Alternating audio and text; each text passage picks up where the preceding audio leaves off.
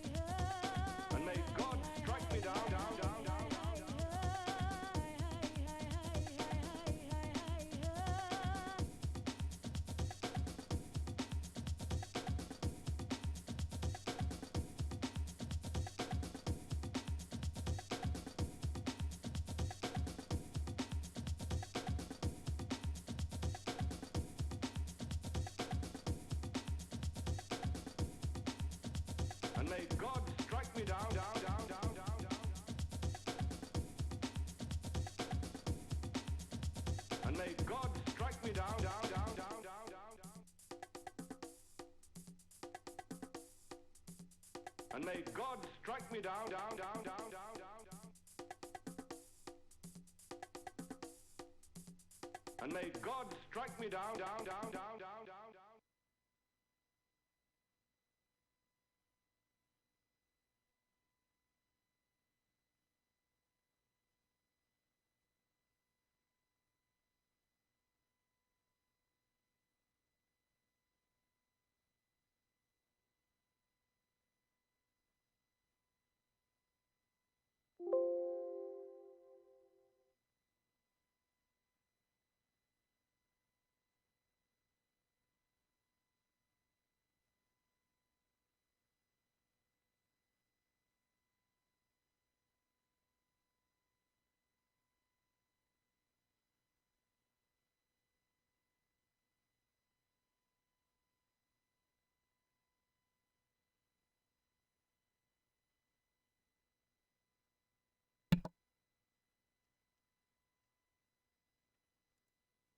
Right, we're back again for Amiga Monday. Just let me just adjust my microphone. There we go, it's a bit better. Right, so we're back again for Amiga Monday. We're going back to our old cover discs. So back to number 6, I believe it was. And I did say that we were going to look at Wasted Dreams, but to be honest, I couldn't. When I went back to the videos, I was just like, I can't remember where like half it is. And to be fair, today's just been a bit like this because it's been a bank holiday for us in the UK, so my brain's just been a bit like. But I did try and find something a bit different, in which you probably already guessed out in the title. I did consider doing a Bruce Willis kind of look, Bruce Willis games of his films, and he has only 2 that I can see. That's Die Hard 2, which is, as far as I remember, is an okay on-rail shooter, and then you got the worst one, which is Hudson Hawk, which I believe is not very good. So it's a bit like kind of semi with that one. And then I remembered I actually wanted to. There was a game I wanted to go back to, and that was the Amiga's version of not Blade Runner. Been playing that recently. It's on my mind. The version of Rogue Trooper is what I wanted to go back to, and I have found instructions for it. So that was the only issue that why I didn't go back to it, because I couldn't find the instructions, or if there were instructions, it was in a different language. I found the English ones, so, and I've read through it all, and I'm fairly happy to go through it. So that's going to be on the second half of this not episode, stream. There we go. Right, so let me bring out the old flash drive. Well, it's compact flash. But it's a flash drive. The one thing it's not. It's a CF drive. Put that in. Push this on. It's HDMI.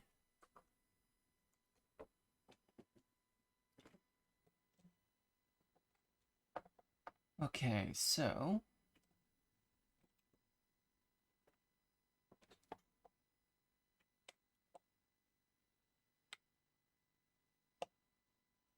of course, need to put a disk image in. Just wondering why nothing was happening. I can tell it's been a while since I've last done something on the Amiga. Something like this anyway, sorry. Swap drive, cover this CD, and it's number 6.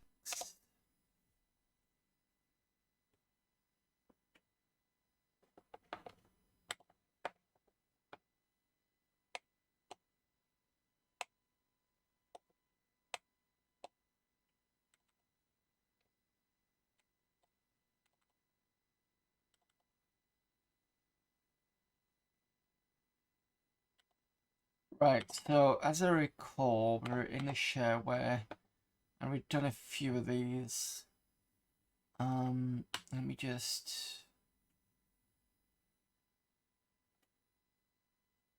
What was it we do again? Clean up by name, I think we usually do. Yeah. So I think the last one we played was Greeblies.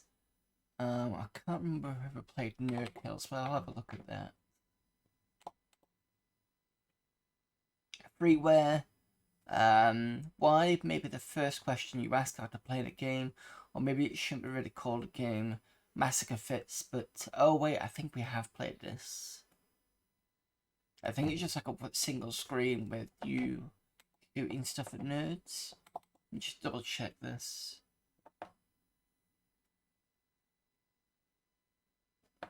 Yeah, I thought it was. Yeah, we have played this.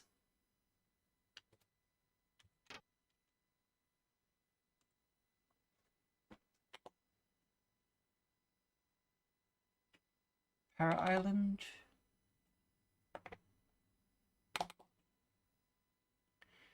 Shareware demo of an adventure which is probably the best and largest for its price. Some features have been disabled. Ordered a complete game, send $15 or 20 Deutsche Marks to the address printed below. Includes postage. Complete game features more than 50 graphic locations where the player has to solve many riddles. A great intro which describes the story of the game. Many Shah characters who help you solve the adventure or not. Some self-running sequences. 7 different sounds, many sound effects, more animations, saving and loading, English and German language. An installer script to install the game to your hard disk and detailed instructions. Required hardware, any Amiga with 1 MB of RAM and a hard disk of 3 meg.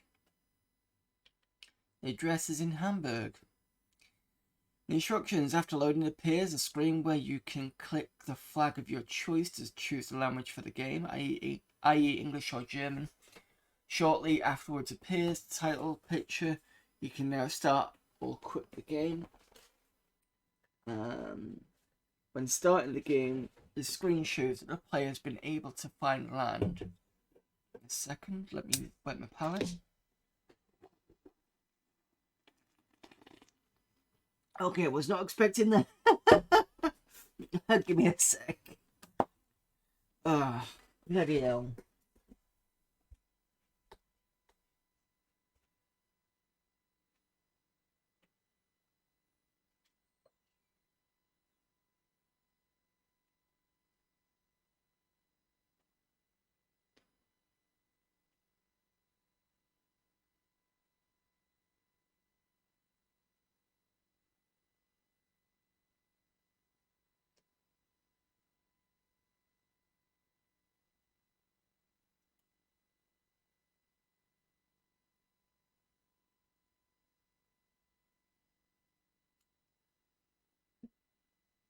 Typical. I had to get that can that just went a bit too trigger happy, as it were.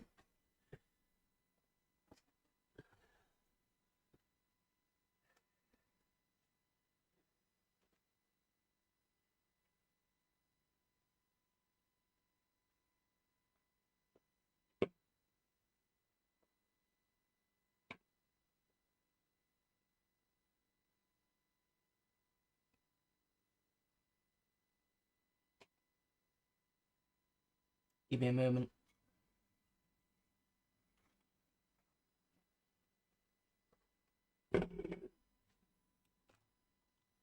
I think that's okay.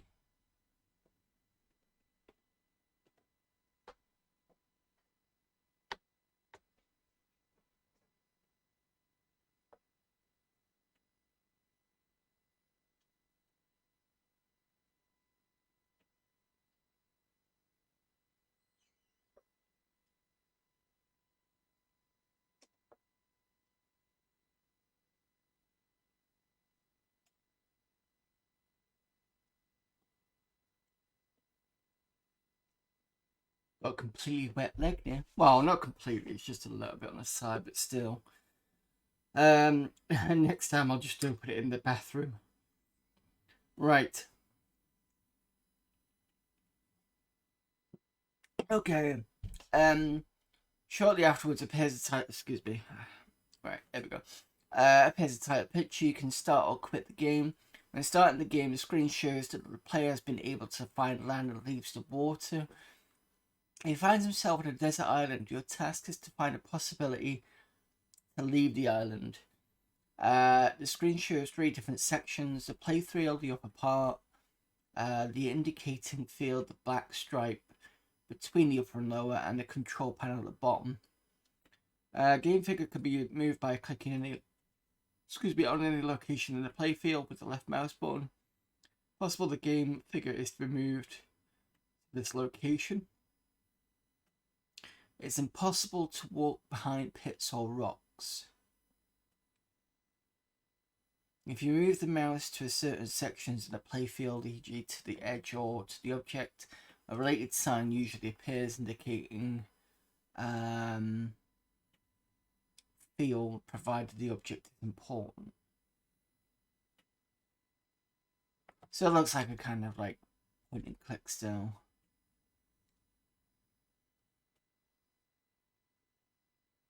Escape the quick game load, save, turn music on and off.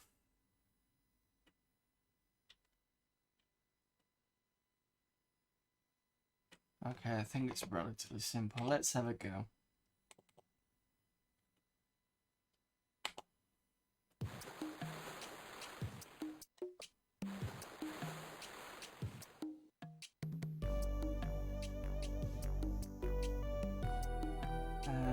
This is a demo. Save and loading has been disabled and the game has been shortened. Press mouse button.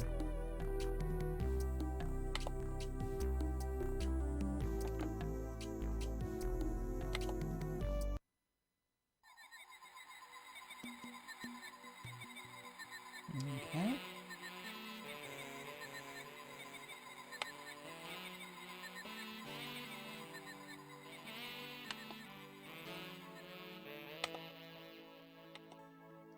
Club.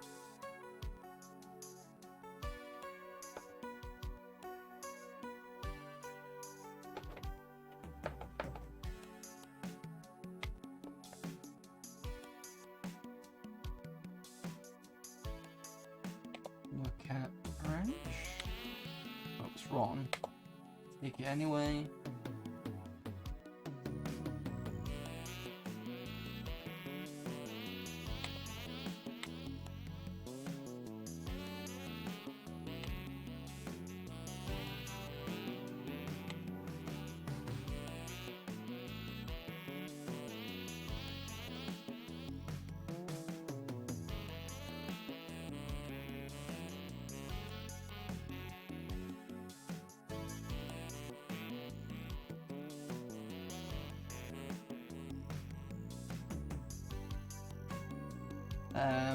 I've got a feeling we're going to get lost here very quickly.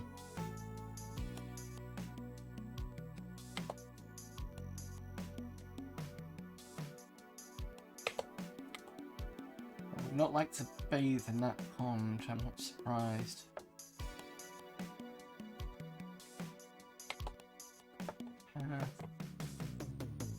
Nothing.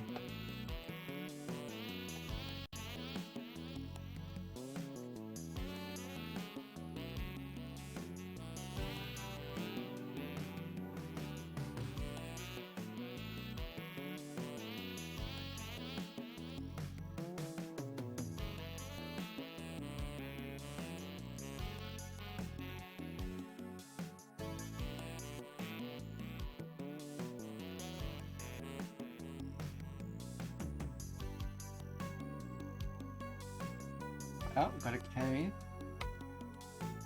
Doesn't work. Okay, can't look at the cave.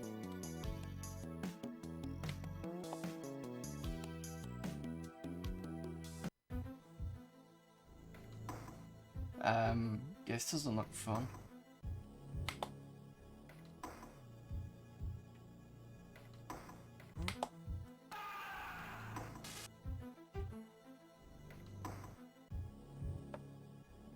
No, not dead. That's good. Huh, okay.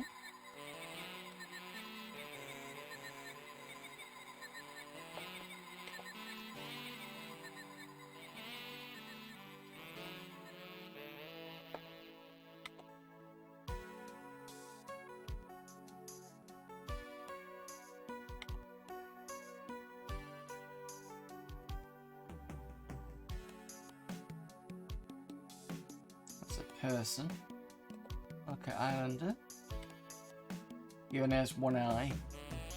Talk to Islander. Do you know how to leave the island?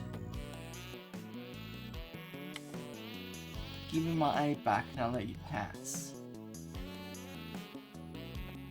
Use club. No, I can't. Okay. So I can't get past this guy no matter what.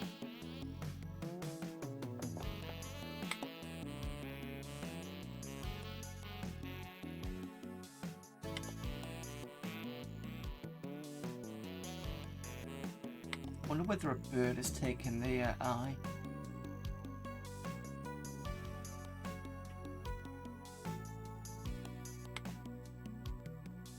I probably need rope for the cave. So that's the only thing I can do down here. See if I can walk into the pond. Nope. Use twig with pond. Nope.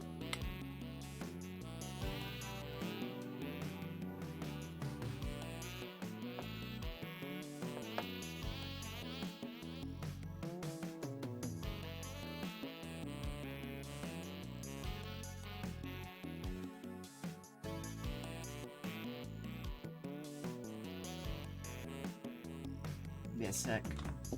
Mouse button is a bit sticky because of the drink spilled. Hang on a minute.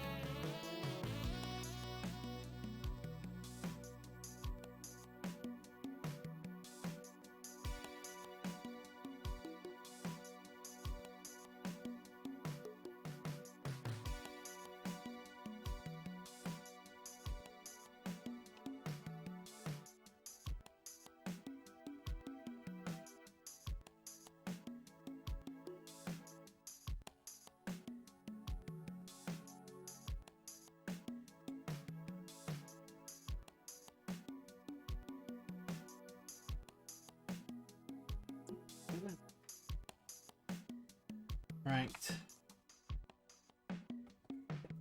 Get back to this funky music.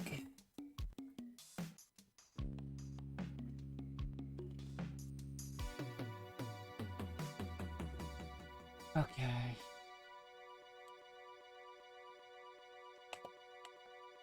Nothing special about the ocean. I thought the music had gone a bit funny then, but apparently not.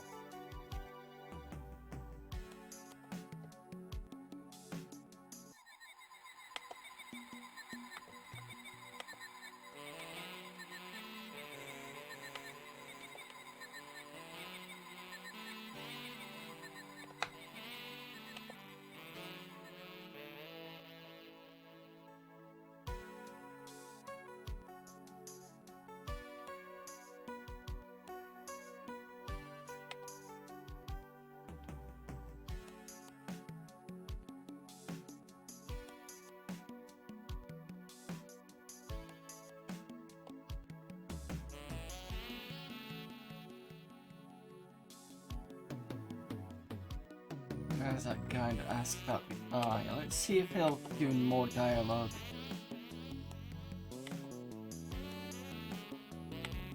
No. So until I find the eye, there's going to be no aggression.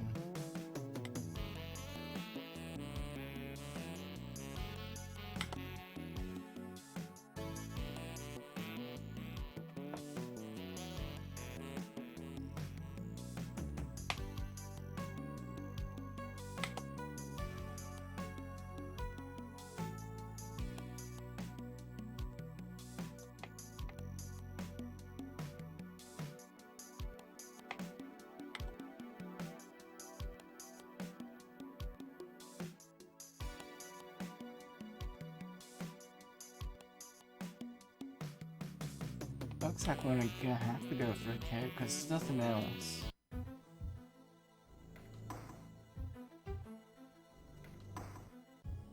It's a stone.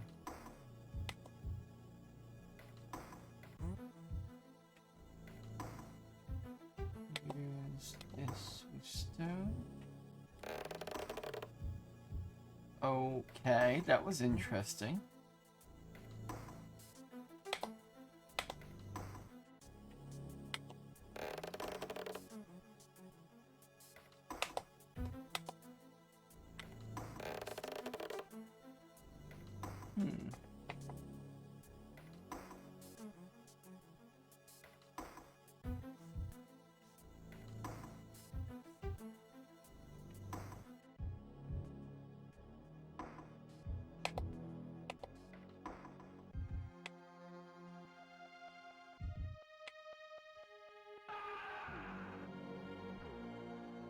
Oh, I see.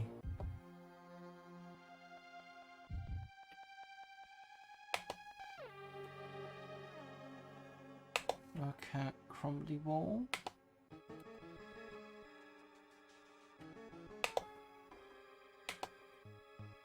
Rather crumbly. Use this with the crumbly wall. No. There's nothing else I can use.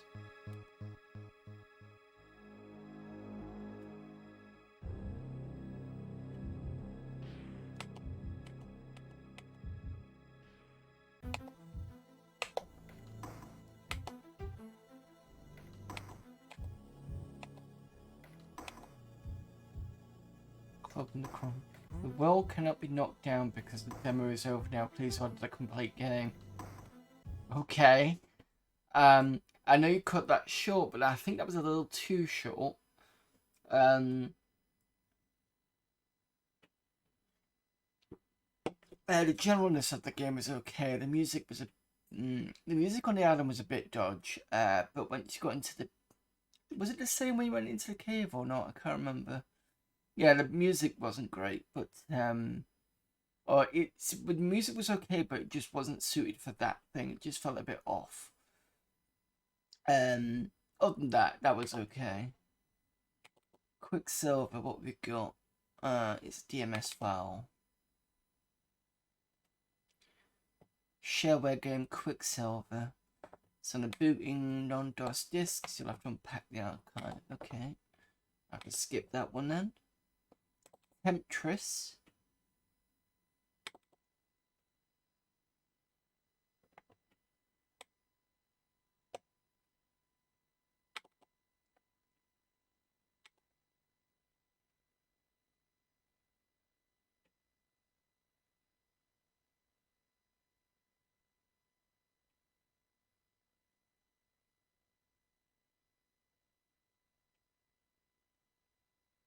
Nice intro.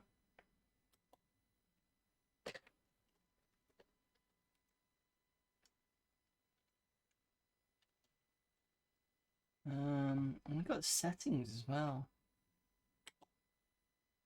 Left, right. Use left, right keys to adjust. Key delay down, key to exit.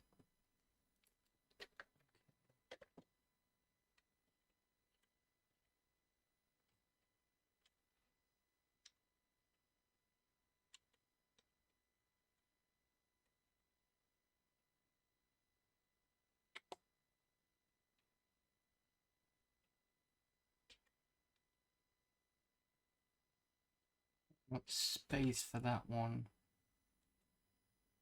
Drop down. Enter for that. That's right. Got a sound kit. We can have Star Wars. We can have default.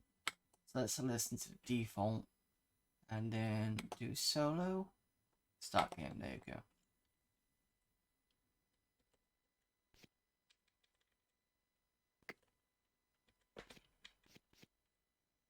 So basic game of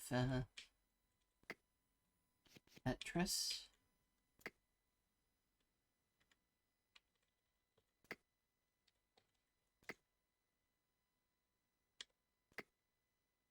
I do like the fact that there's a straight down to the bottom kind of key. Oops. Press enter instead of space.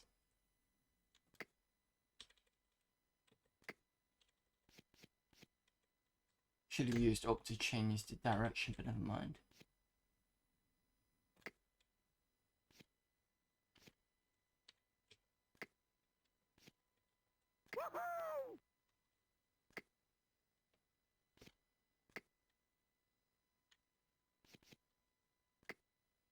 I think I'm used to up being changed direction of the tiles. But I'm probably not the only one.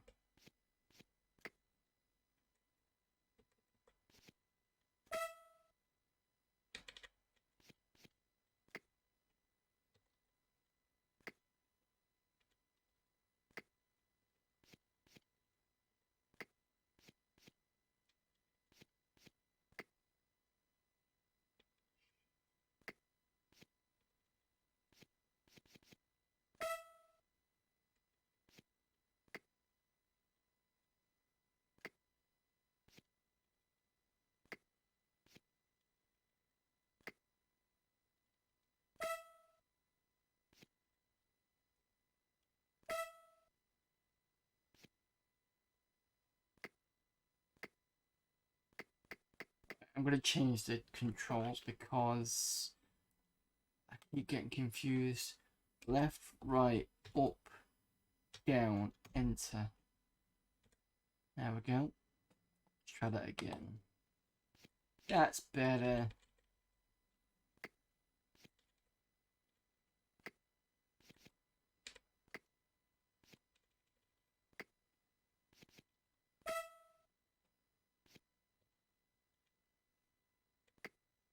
And it does the hold key down repeat thing pretty well.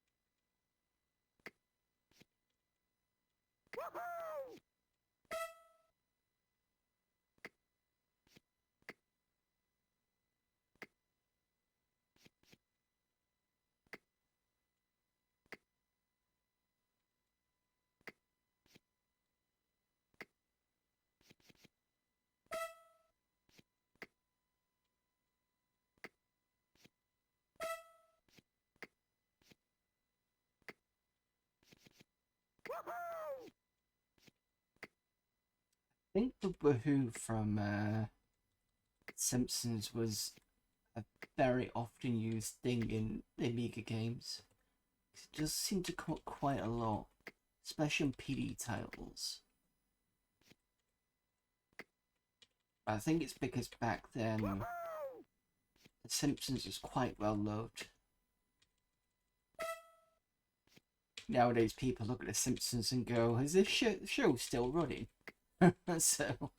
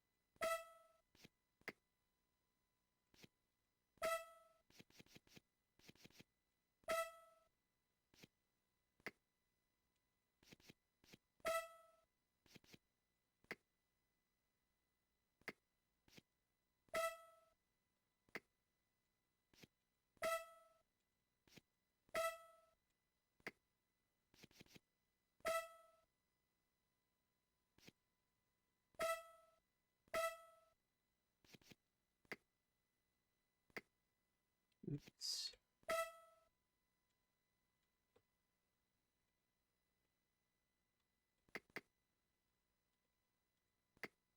Right. That's fairly standard. Did I just hear that? Oh fuck. Okay, that was interesting. Let's change to the Star Wars sounds.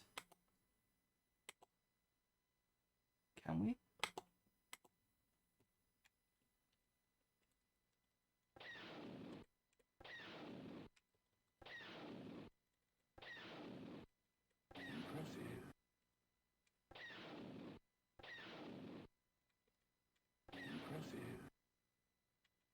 I don't know what was said there.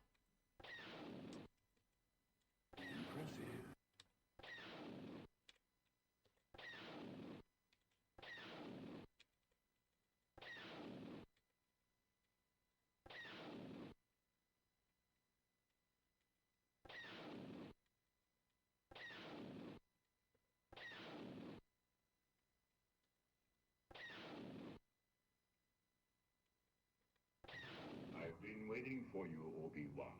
Impressive.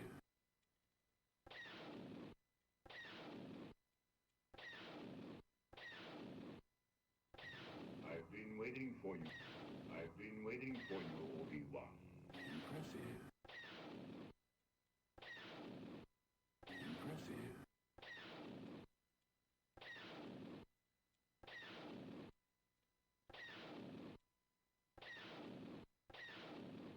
Oops. A bit too cocky. Impressive. Impressive.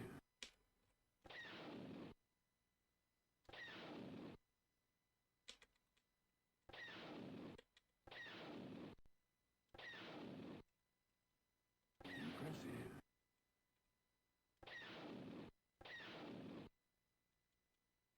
Impressive. Apologies if it's grating for people. I can completely understand.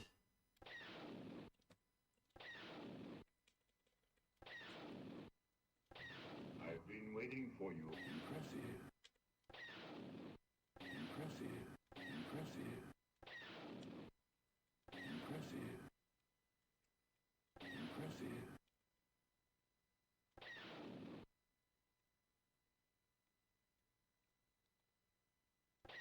Shit. Impressive.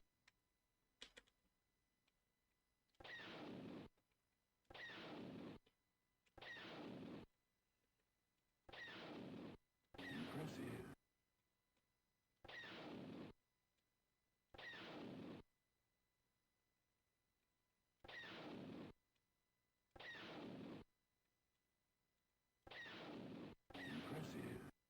Impressive.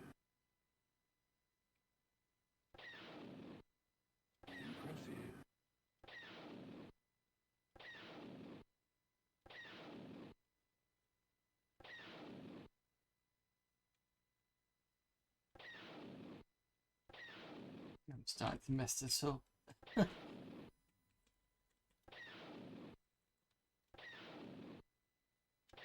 on, give me a long one. Hello there, Stork. Impressive.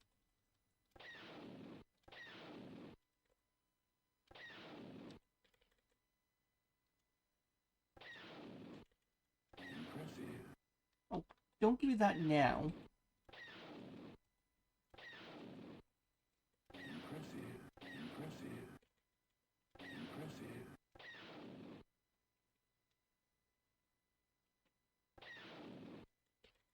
Impressive.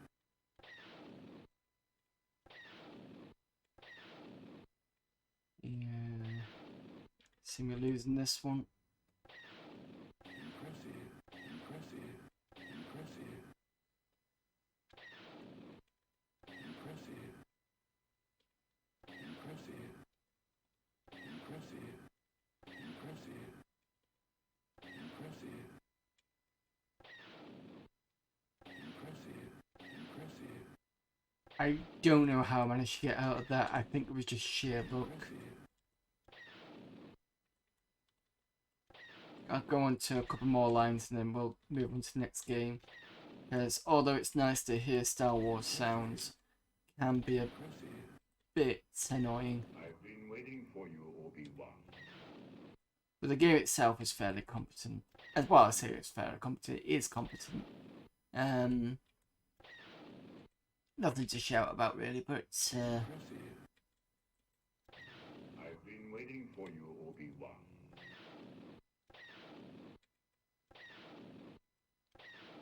I think the only impressive, well, I say impressive, but nice feature is the fact that you can get custom sounds.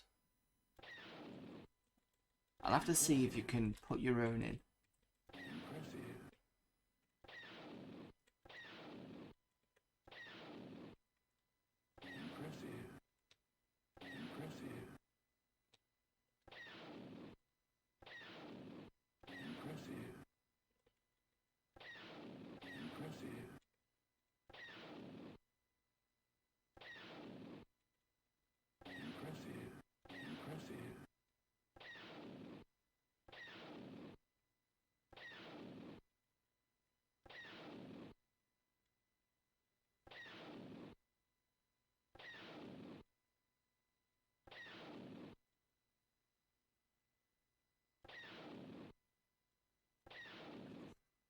To get close again. I've been waiting for you, Obi-Wan.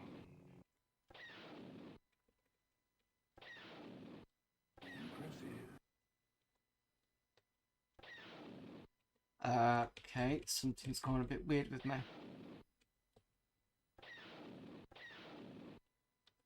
With the controls, and I'm not sure why. Either way. Not too bad, it's pretty good. This a changed sound kit. Oh yeah, we already know about that. Sorry, cancel that. Okay, so we can wait, what's speed dual? Let me change the sound kit first. And then oh, you can't change them solo. I'm assuming that's because it's shareware. Let me read me.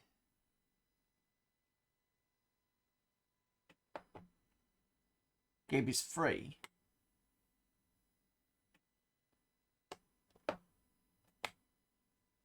Like to add modem link support, high scores. Didn't really release it. Didn't really want to release it this early, but I'll be gone in Germany for the next year with no computer, so it's either now or 97. Yeah,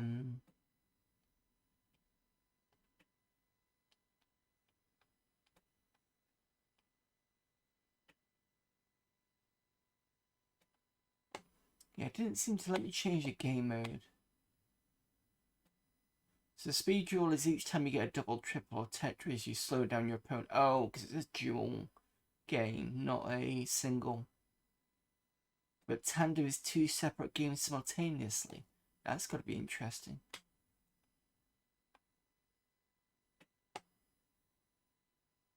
I wonder whether the idea of the sounds was going to get put in later.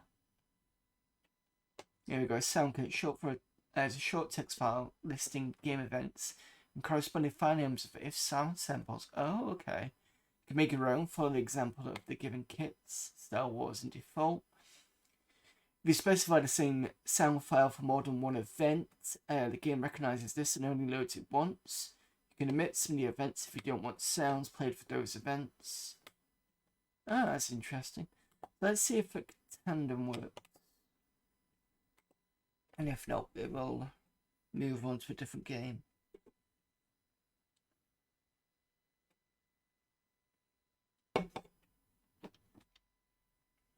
Change the settings first. Left, right, up, down, enter.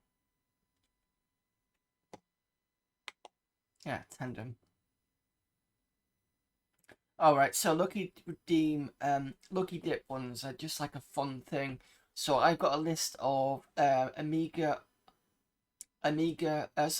specific games Mega Drive games, and it's just a fun little sort of thing. It's got nothing to do with the stream. It's just more of a kind of time waster, point waster thing. So I've got a few on the Mega Drive side. I've got some good games and some shit games and some Saber game with the Amiga. So it's kind of just like I said, a fun thing.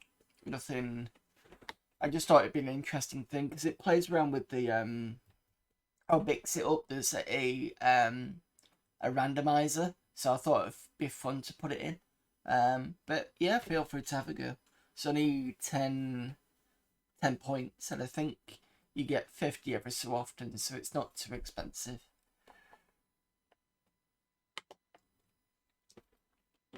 Oh shit, that's... How do I...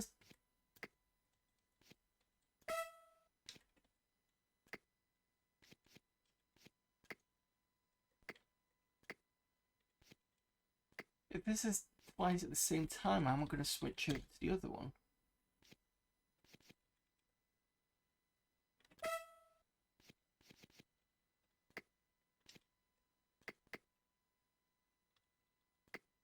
I'll tell you what, Doc, I'll give you an example in a minute.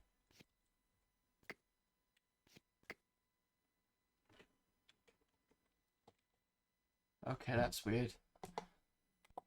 Okay, so let me give you an example.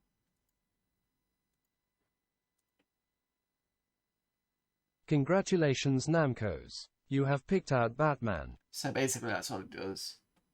I can do it again. And it's a minute at a time. So I'll do the Mega Drive one. Congratulations, Namcos. You have picked out Shining in the Darkness. Yeah, so basically that's it. I've not done the... I need to do the chat side for the Mega Drive.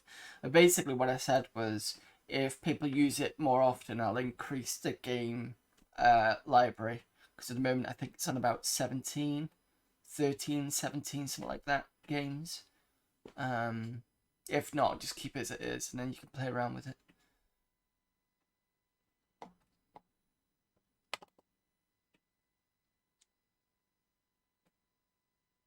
And let me just find out what tandem...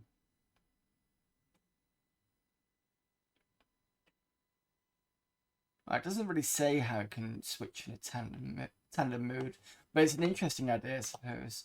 Unless it's 2-player simultaneous, I think that's what it might be. That'd be interesting. Anyway, so that's Temptress. We got wheels. We got TL2 demo. Turbo load. We played this before? Sure we have.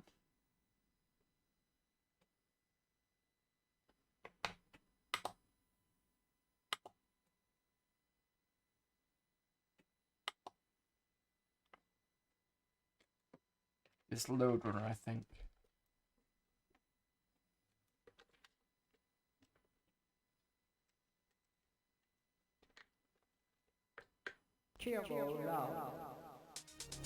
In French.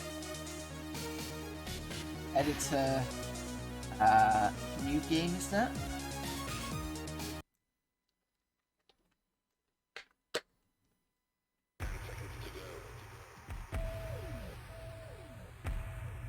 Yeah, I think we have played this before.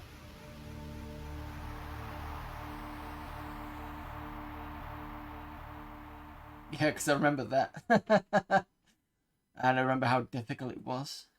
Are you ready?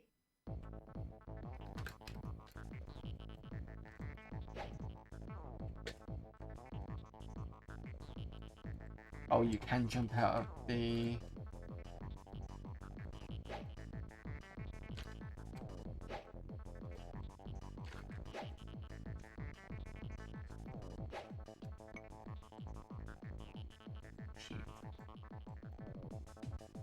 Yeah, you remember this.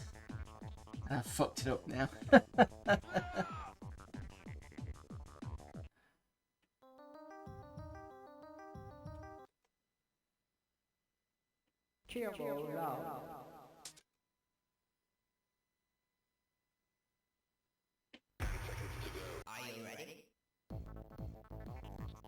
The music's good.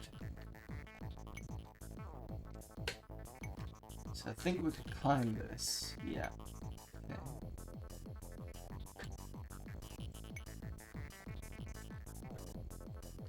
Jumping this was a pain. I remember now. Oh, that's interesting. Try that again.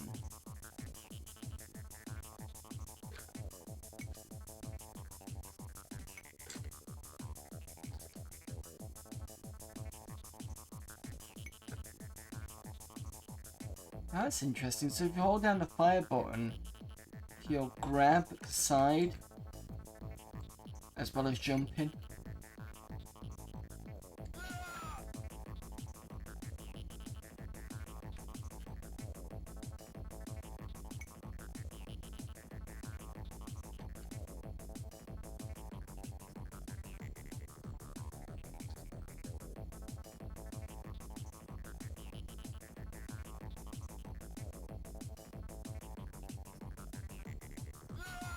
Come here.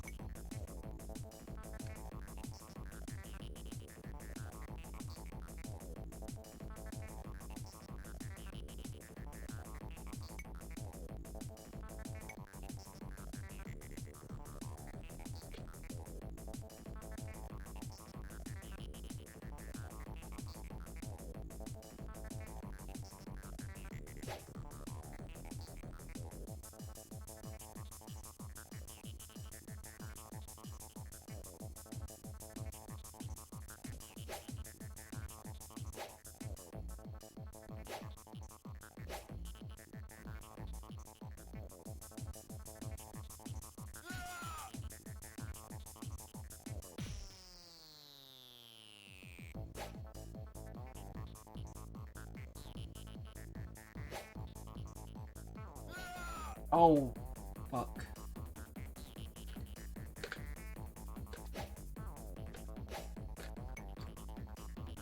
Right, okay, so that's how you get out of there. It's the bottom press, jump and fire. Will kind of help you do that. I can't jump over him in time. Right, I'll have one more game at this and see if I can get it a little bit better. Are you ready?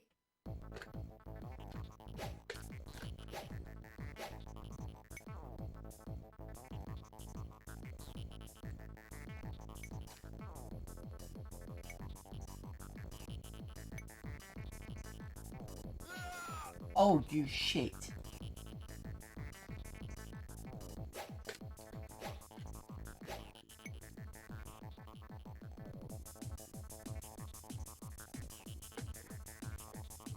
Ooh.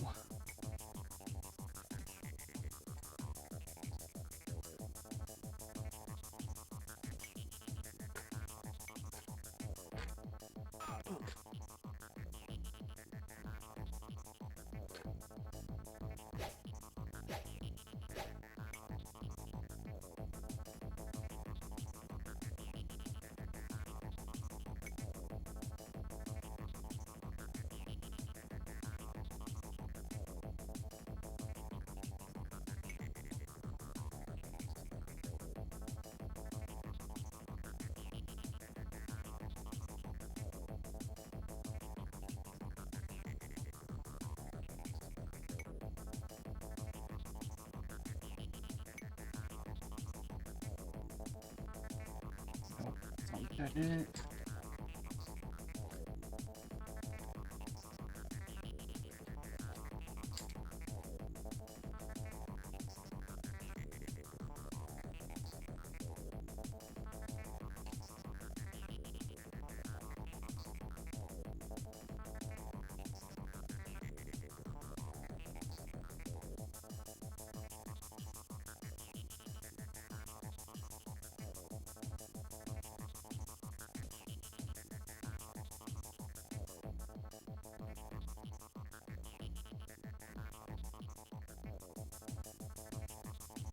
Where's he gone? That.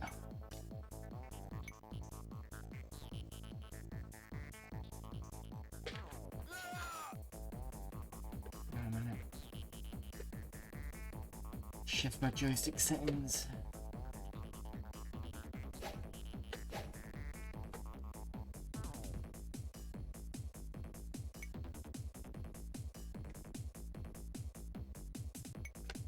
Stuck now.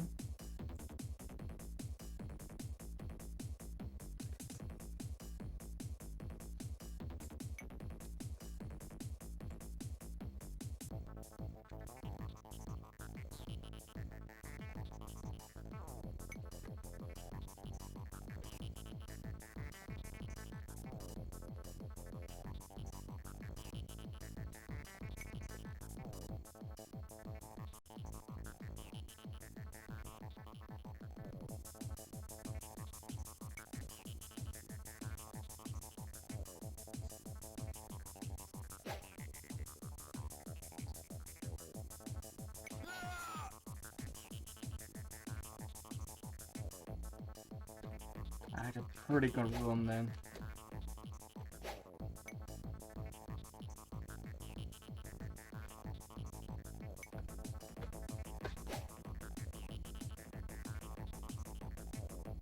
Bass has got a coin.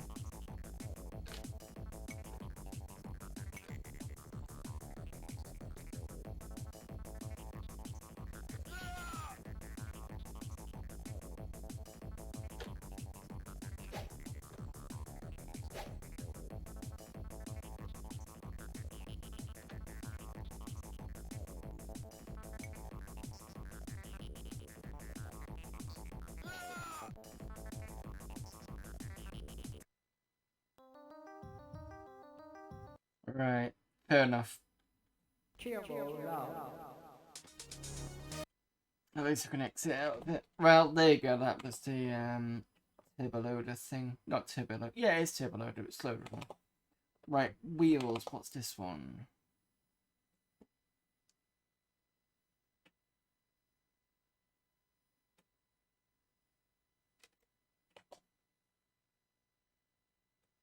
Wheels on fire.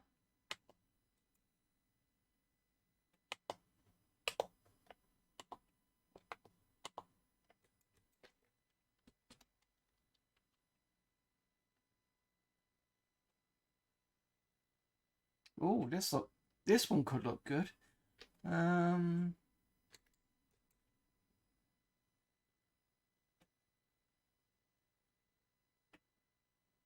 Generating map.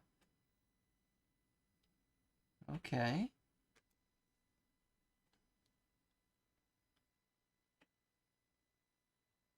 Ooh.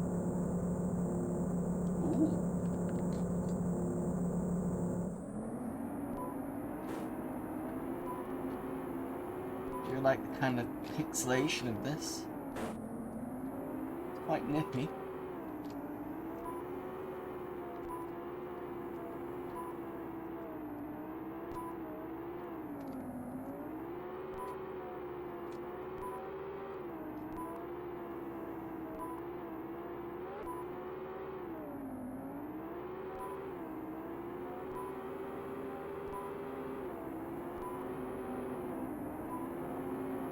Lapping the other guys down.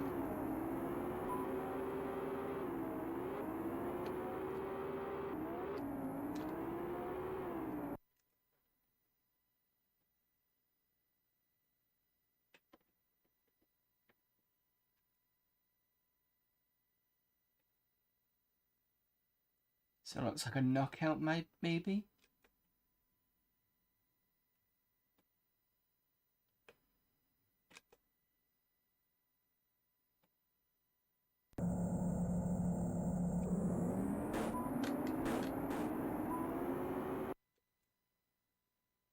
What the hell happened there?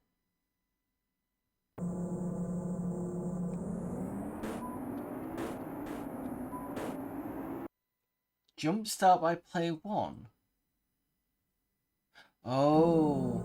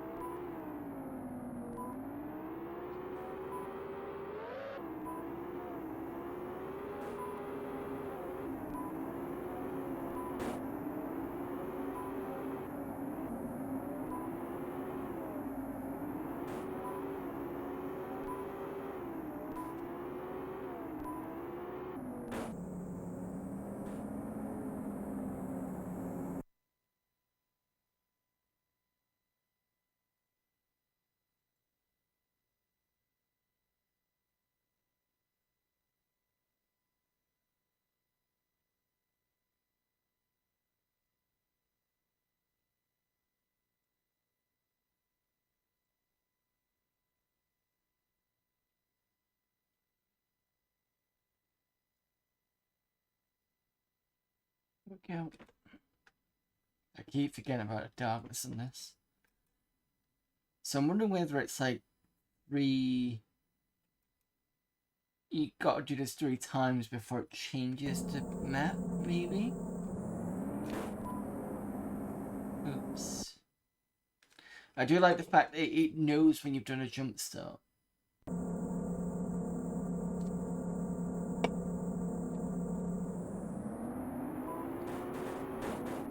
I mean, you could argue that maybe that should have been taken out, but I suppose it means that if you're on a 2-player, it can kind of stop cheating. But even if you take off the controls, that won't be an issue. Maybe it's just a fun thing to put in, probably, I don't know. But I think it's okay to put it in.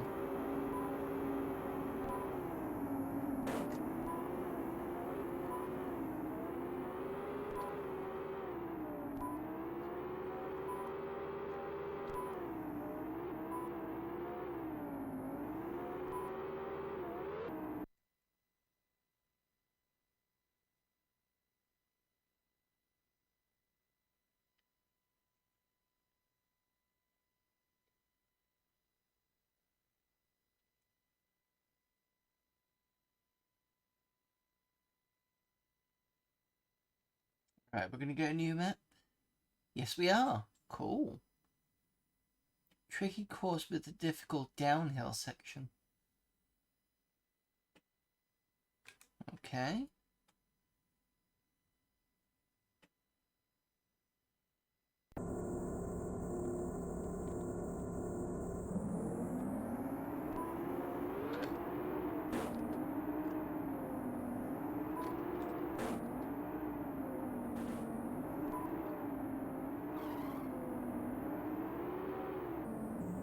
This is a bit trickier.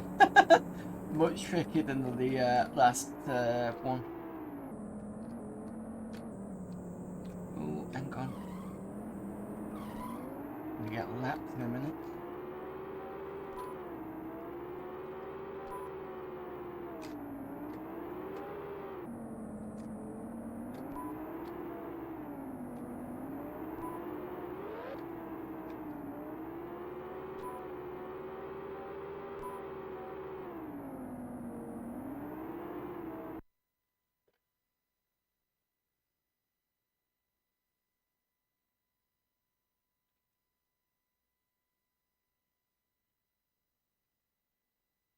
Going all the way to the bottom now.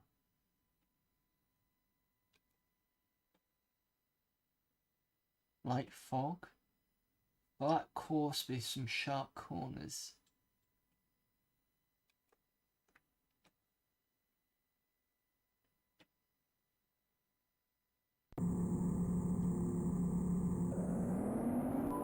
Damn it. Jump started it.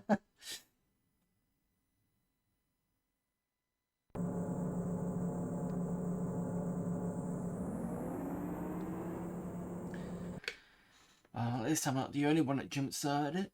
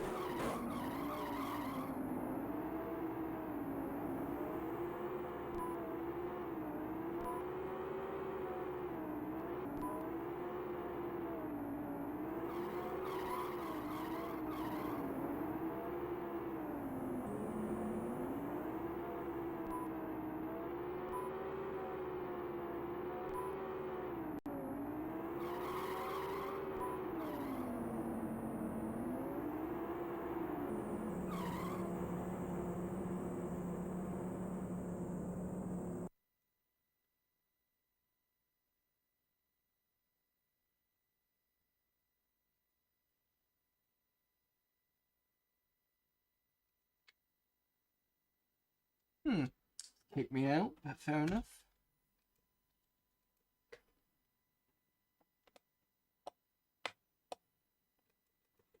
Return.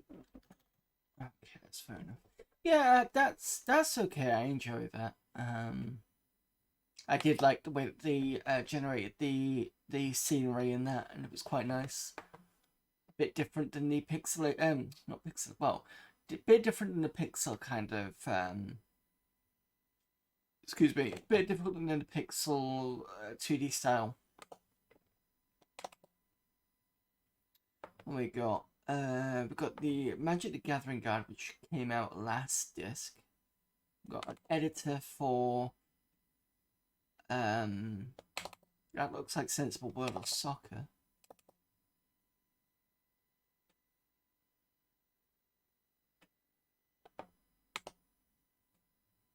Team editor for Sensible World of Soccer.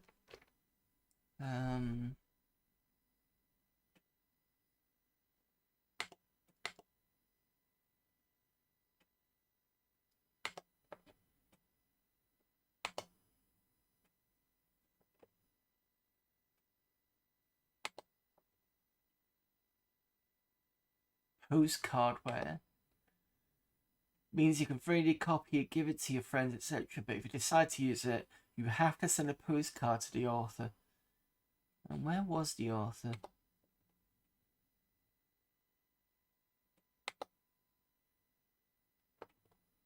In Poland. There we go.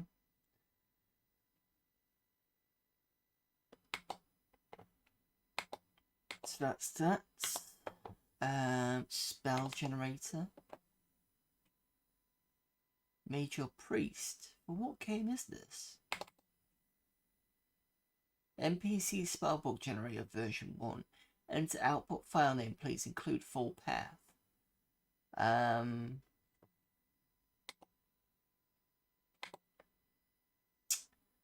can't remember the path name is now. So it'll be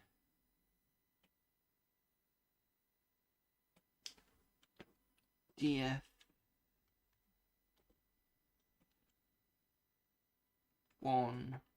That'll be apps.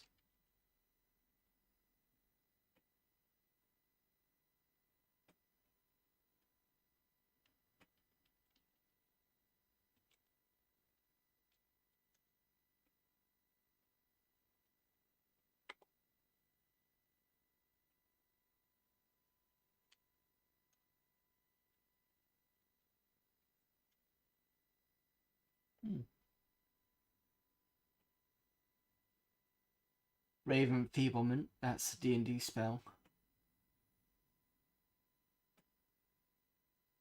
Let's go yes, but this time I'm going to do this right. I think it's... Oops.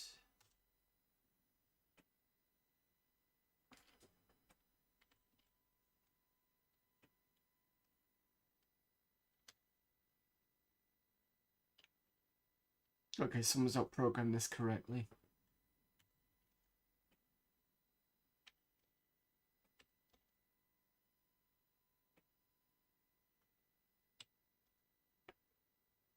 Most games I play are commercial. I'd say so, but when I'm on the cover discs, I'll play anything that's on there. I have played PD games before. One of the ones I have played regularly, I say regularly, semi-regularly, is Mr. Wobbly Leg, and what was the full name of it? It's Mr. Wobbly Leg and something else. It's like sort of Space Invaders thing. That was requested by Amiga Gamer.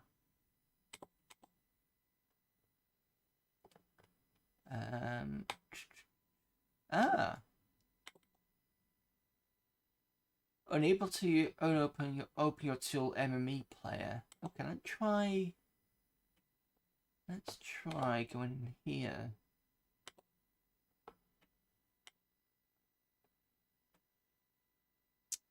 Where is...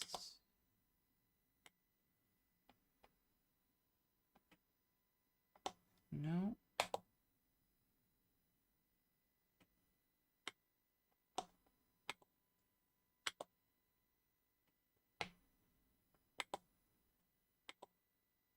I wonder whether... No, that's not... Thought it'd be in here somewhere.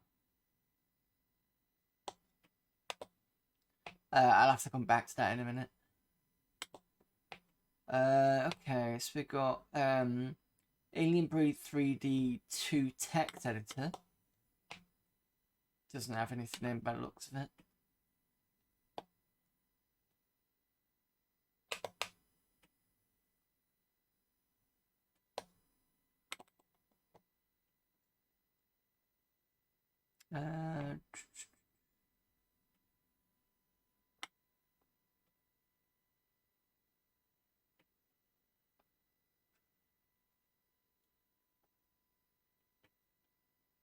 I wonder whether the entire game is done through text, possibly. Worms levels, we've seen those before. Formula 1 Grand Prix editor. Patches for HD, so basically getting games on a hard drive back in the day. UFO Enemy Unknown. Cheats. And another WAS editor.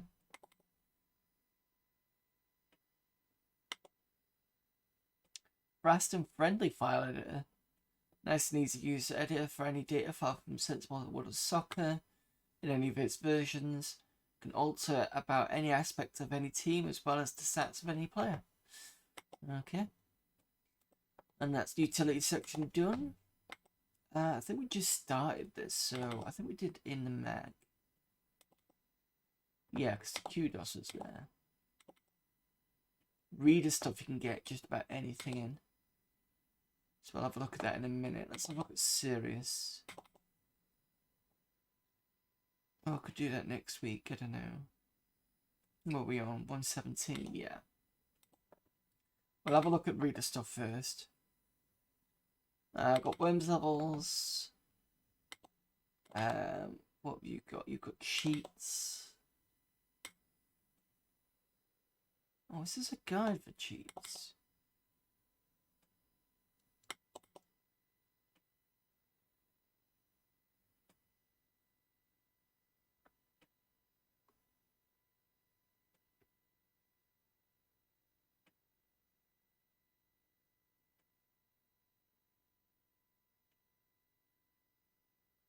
Something's happening.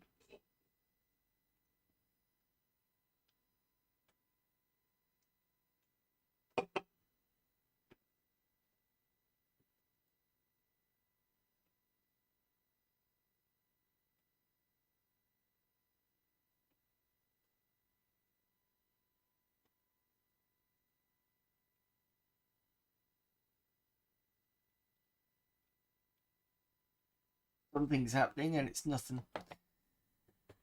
Okay.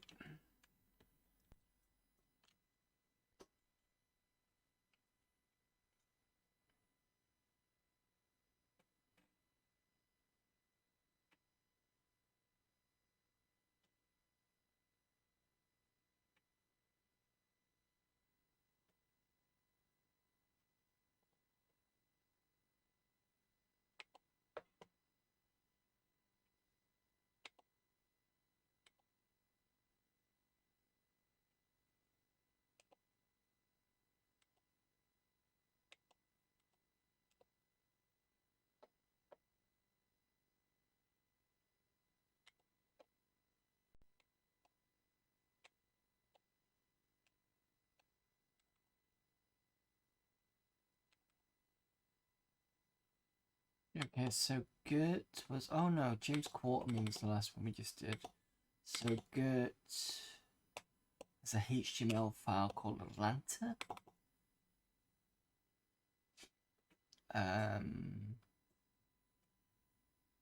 Assuming...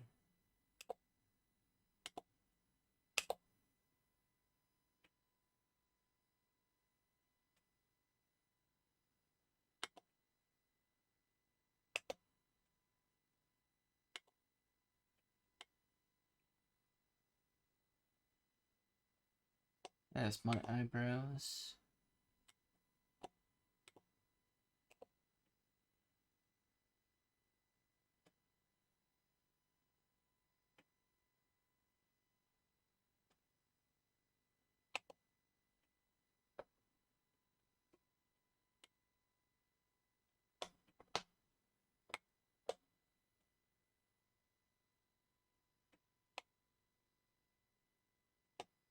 The Centennial Olympic Games, Atlanta 1996.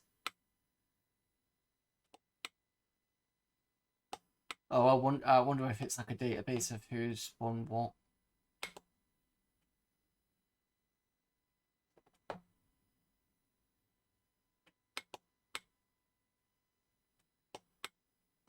Let's go for featherweight.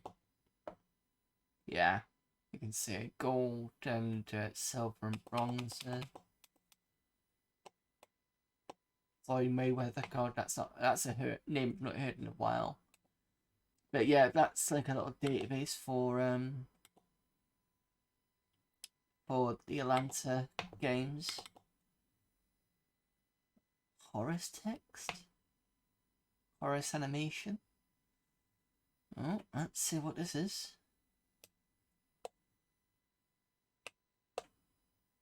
Horace and Granny walk small. Okay, let's...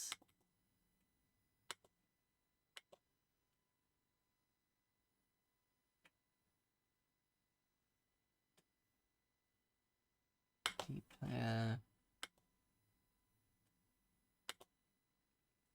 What is it? Breeder stuff. What was it? Dale.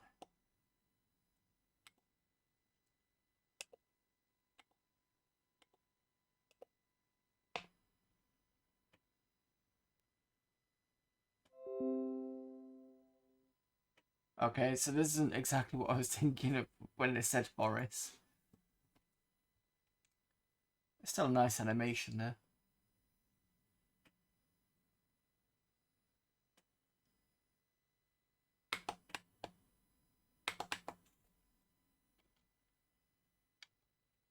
Spacebar to start and stop it.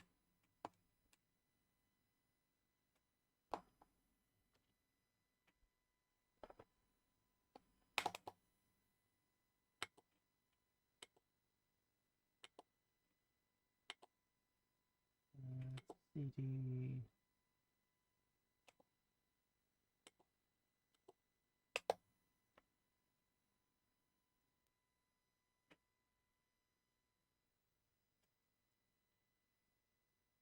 Grandma's a bit scary looking on her animation.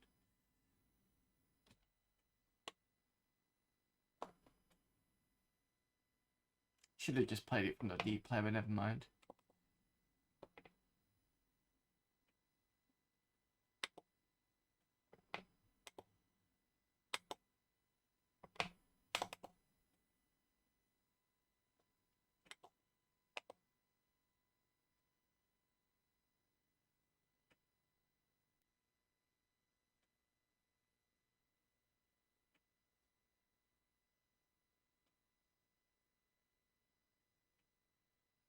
Oh, that's nice.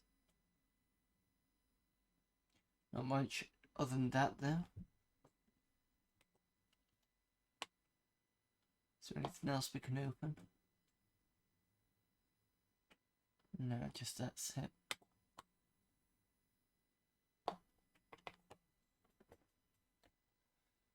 Right, leave music for next week because I don't really have much time. Simon Brewer.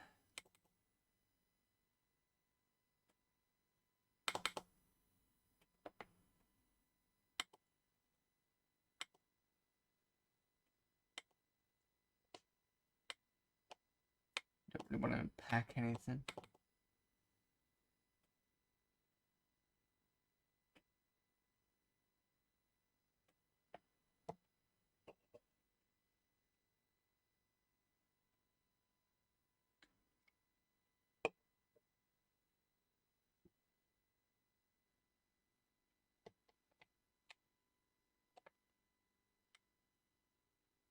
DS9. So that's one of the runabouts from it. Runabout Ganges, that's why the folder's been called that. Modelled in Lightwave 4 by Simon Brewer in 1996. That's a nice render. The Ganges number 2.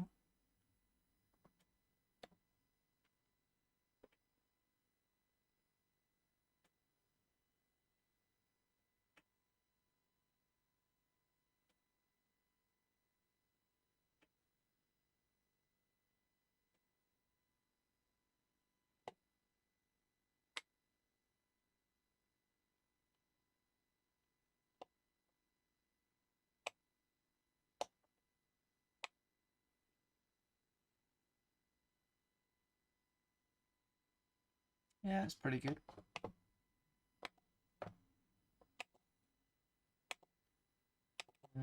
Alfredo Martin, CDXL. I've heard of CDXL quite recently and I can't remember why. Oh, Dan Wood, from Dan Wood from Retro Hour was talking about it because he has a YouTube channel and he was talking about how there's a program for the Amiga that can basically go through YouTube and download it and then kind of sort of play it at CDXL mode and stuff like that. There's, well, a 2000 just an attempt to figure out how to put together a CDXL stream, a task not very easy using only shell commands, XL audio, XL trim, XL join, etc. Two all Vista Pro anims that I've made a long time ago. Excuse me, and the samples are sections of music modules are converted with the Deli tracker. Take a look at this one. It's great. It can be found in one of the Aminet CDs.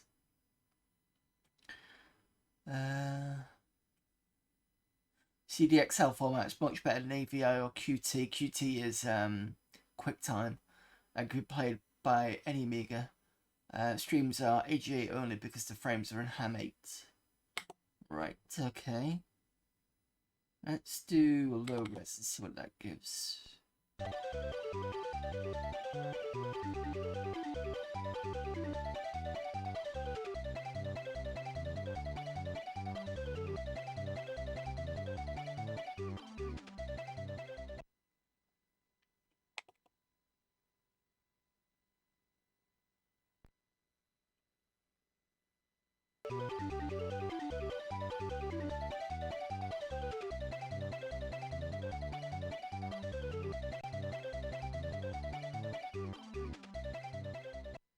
So interestingly, a higher res version has got a smaller window, and which kind of makes sense in a way.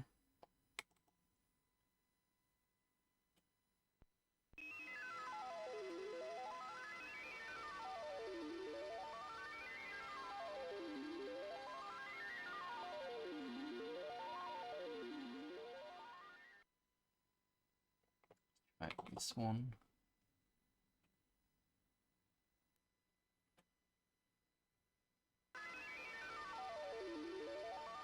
Less flickering on the other half of the screen. And it's a bit sharper as well. Fair enough.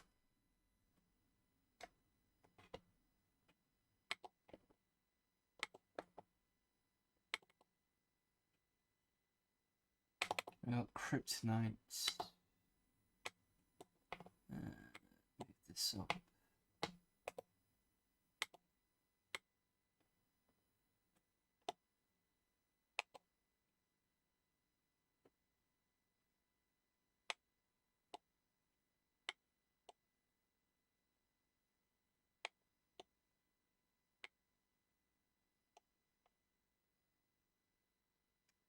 Right, what is Kryptonite and who needs it? Kryptonite is a program to encrypt your files so they can be sent via the net without snoopy prying eyes looking at your stuff. With the recent explosion of net users and more on the Amiga, I felt the time was right for a decent encryption program. Bearing in mind this is, what, 96 possibly?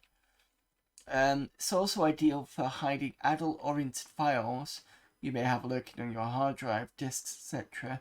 Although it can be put to such uses, it's intended for more serious applications.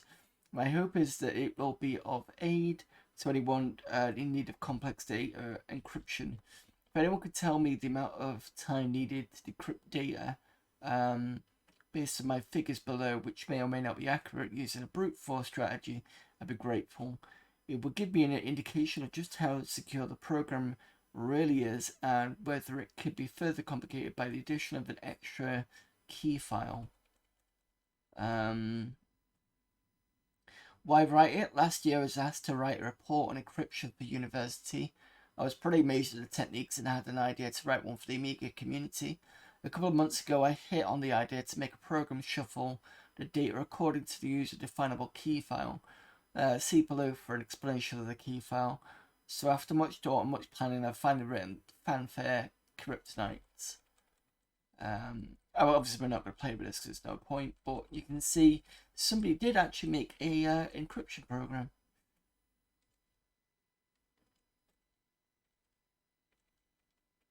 Which is stuff we really talk about today. So that's interesting.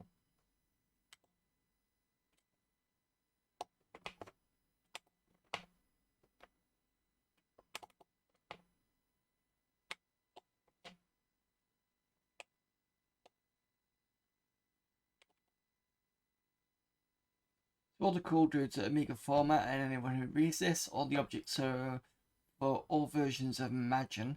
That's a 3D program. But you'll have to strip the textures first, as they use IM30 and Essence 2 textures. Place all that you think are good enough into the public domain, or on your CD as image infoware. Imagine infoware.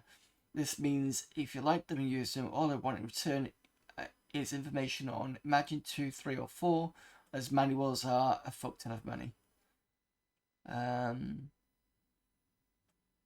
Setup is as follows: Amiga 1200 with an Apollo 1220, total of 6 meg of RAM, 60 meg hard drive, and this is networked to a CD32 via Cernet.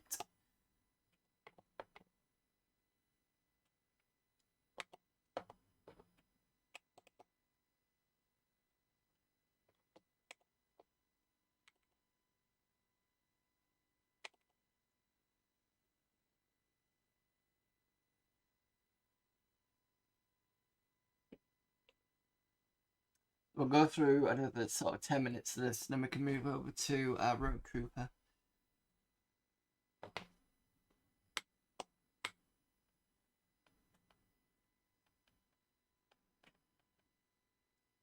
Fair enough.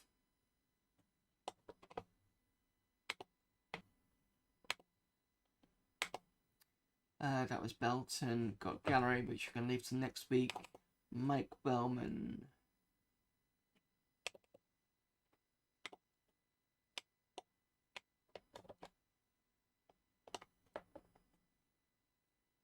Drawn on DP3, 32 colours, 180 frames at 30 frames a second, drawn in 1990. Renumber is a tool to rename or renumber batches of files for renaming picture files for myself, but I hope it can be used to others. Programmed using Amos. Also, a few pictures from an animation I'm doing with Imagine and Lightwave. Assuming I don't want that. What's this one? No.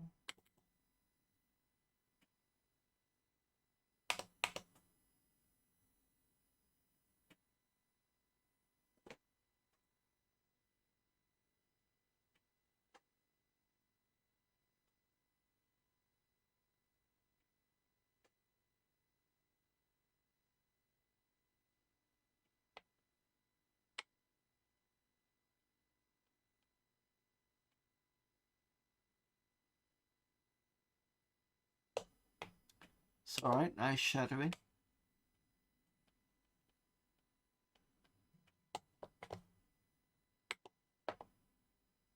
What we got? We've got a load of stuff here. What's SS approach? Because it says Animpix, but I'm not quite sure what he means by that.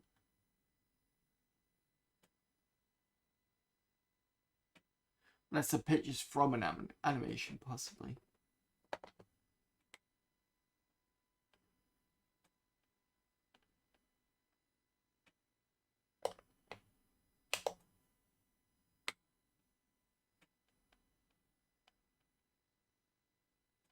I see. So the craft is approaching it from that angle towards the space station, possibly. So yeah. Okay, let's move on to. I'll remember this one. I'll come back next week. Jeremy Johnson.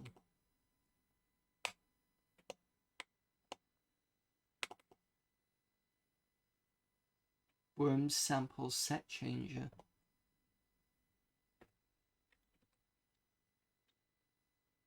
Allows you to change between different sets of samples for the game Worms. So it's a bit like the sound samples from the Tetris game we were playing, but for a commercial title.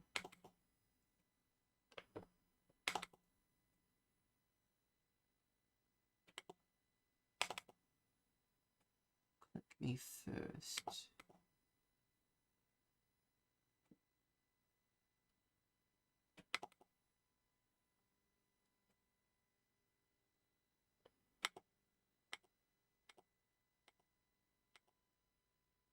Spider-Man vs. Comedian. Okay, so somebody used toys to make that animation. It's not bad effort, to be fair.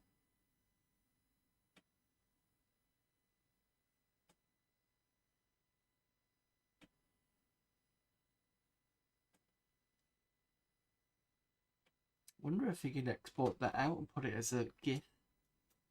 Make it a bit faster.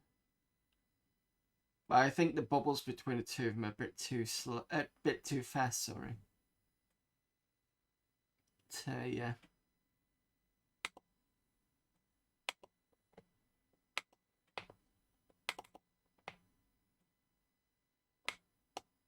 Magnum Opus. This package contains various items to enhance popular program Directory Opus version 5 or higher. Included is a complete set of replacement toolbar buttons and nearly 200 file types, together in extensive documentation in Amiga guide format. Okay, well, we can't use that anyway because I've only got version 4, I think. What file types have they got? I'm not going to put file types in there because last time I tried to do stuff like that on the Mr. side, it broke.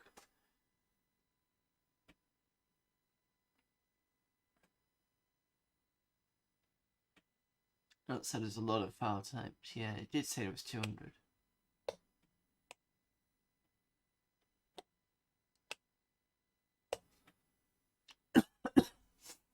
Amiga guide. Cinemorph.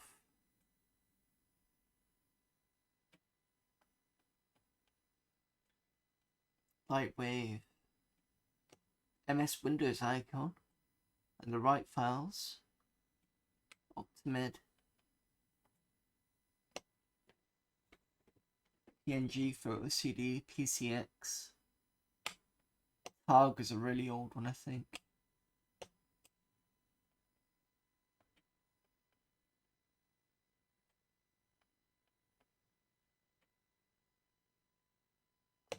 Alright, fair enough. Right, and last one. Actually, we should be able to get through 2 more. What the hell is this?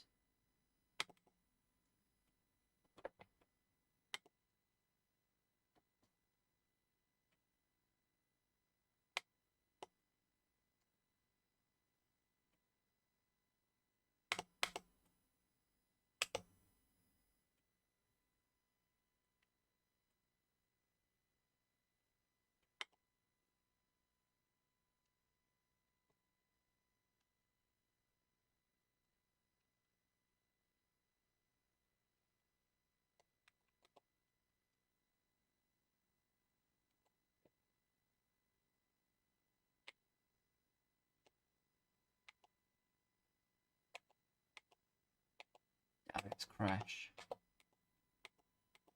Oh, maybe not.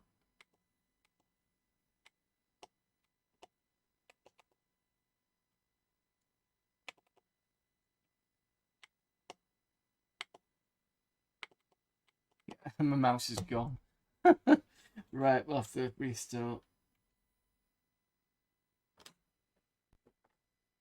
Well, that's a good as time as any is to kind of move on to the main game of today. So we can come back to that next week. So we've got some kind of music and gallery to look at, as well as finish off who else put stuff in the reader section, and we can go back to one of the other readers and basically go through pictures next week. Let's take out the swap drive. Right, so the game this week is going to be Rogue Trooper. Let me just go and grab the...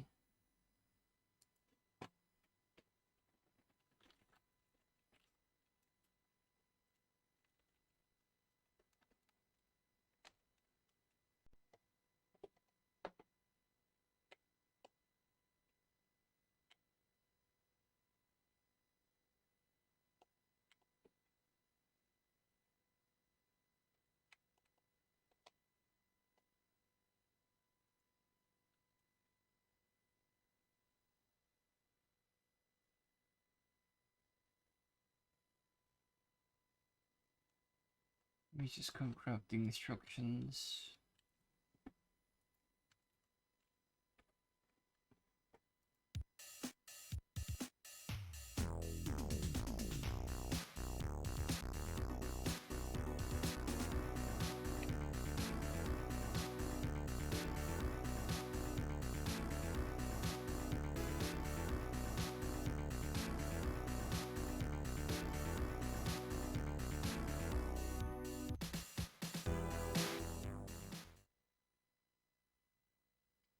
Right, so basically we're going to find our biochips companions because we've been thrown in an alt prison. We can kick with the holding down fire. What else was there?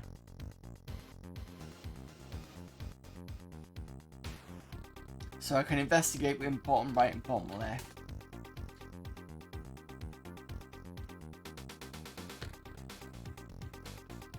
Can duck. I can punch top right and top left. Kick left right.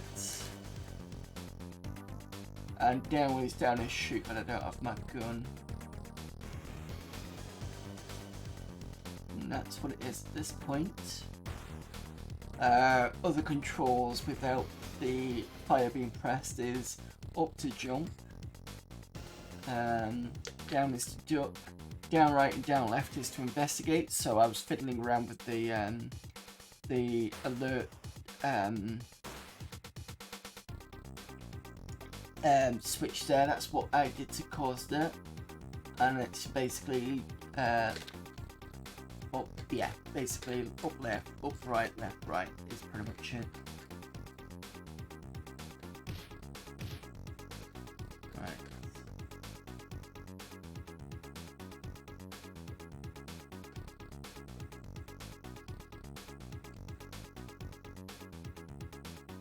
It's like fiddle around with everything and see what happens.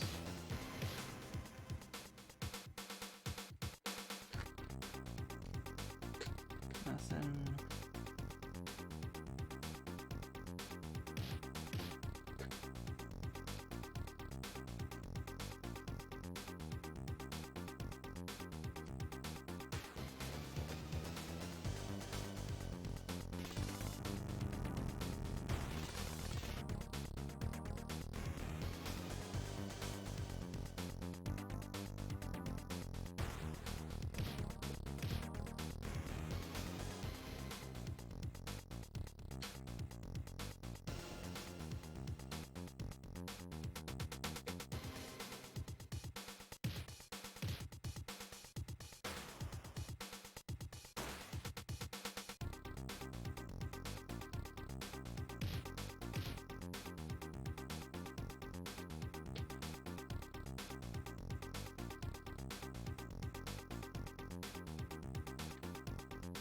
Okay, nothing there.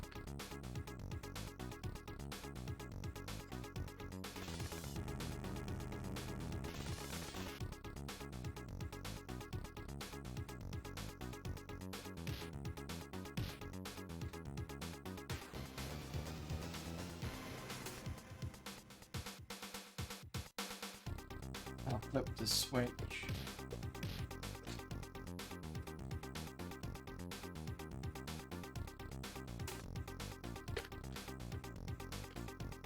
And there. Oh, what's this? Got something. Red key card, maybe.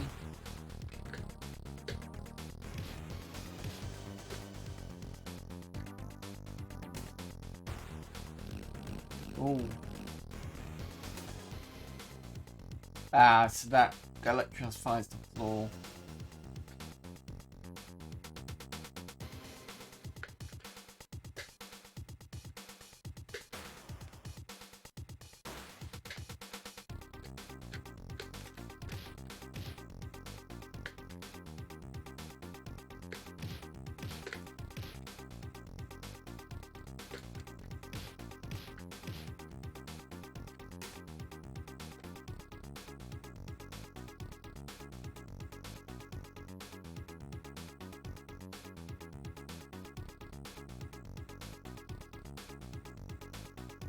Anything on this side?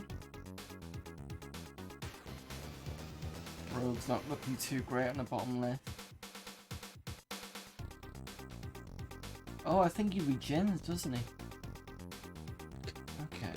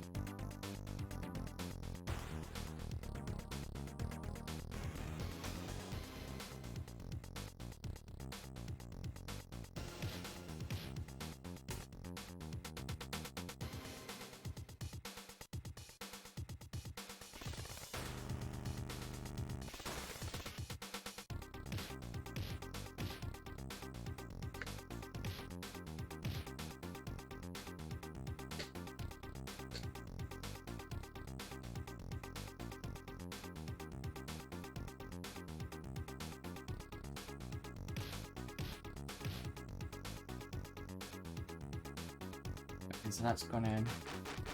Whoa.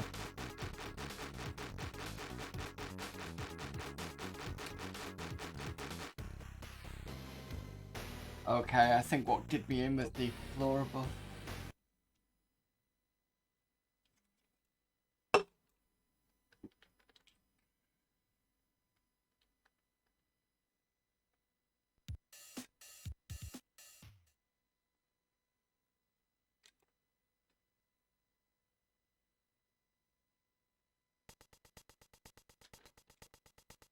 Right, I'm going to keep the alert off because I don't want to play with that.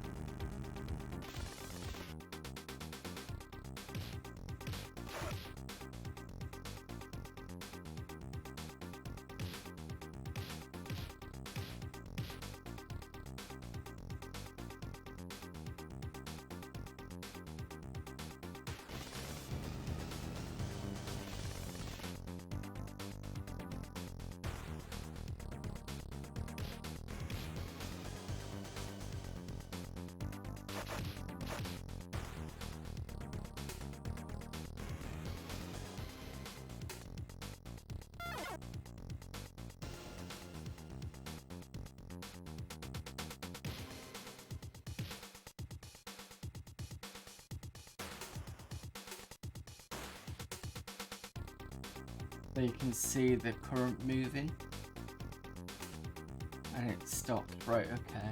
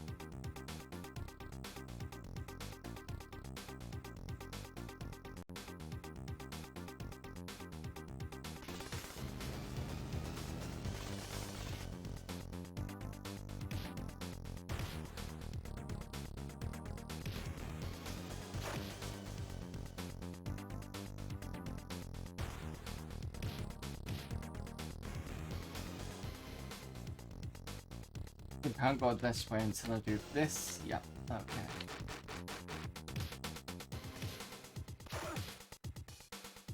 Right. Zone 2.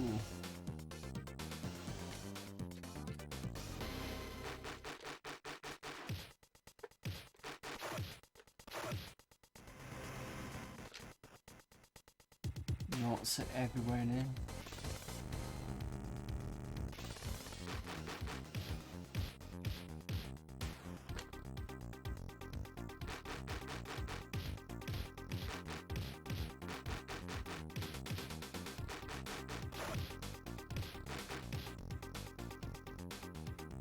This should be my gun. No, it's not my gun. How is that not my gun? That's the only other gun that's not the correct one.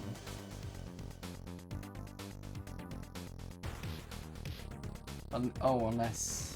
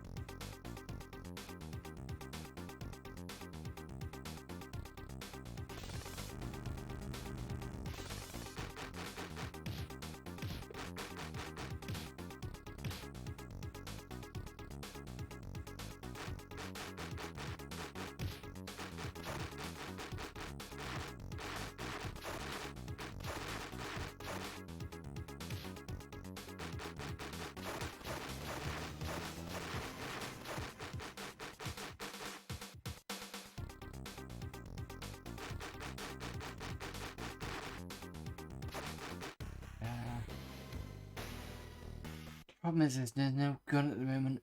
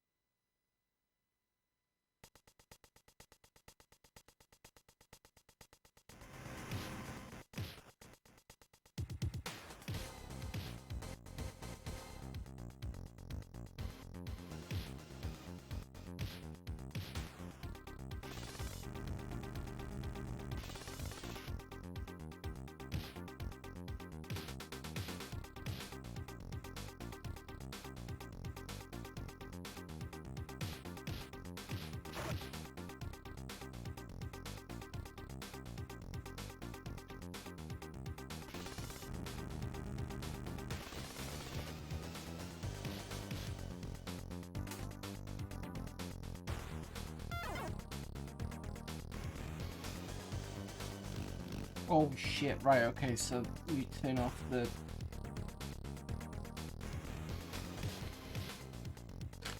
So this turns off the...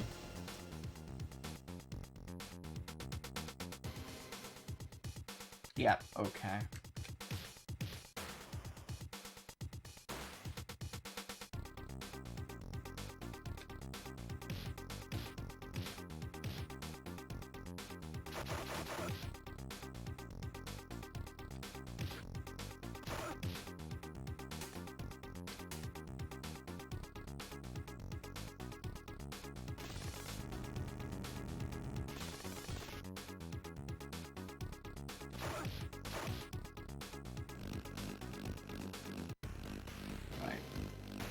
So the other switch do things. Okay.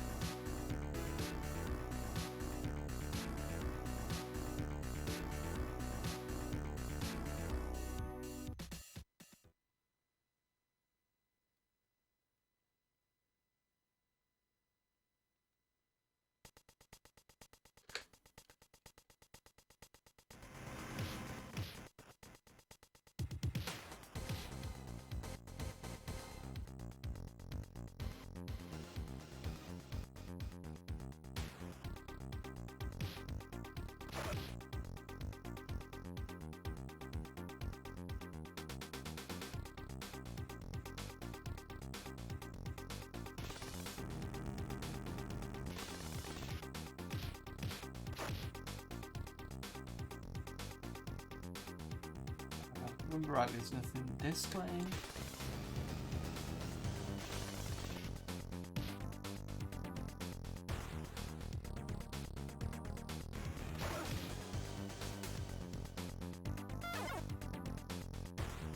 Oh, hang on.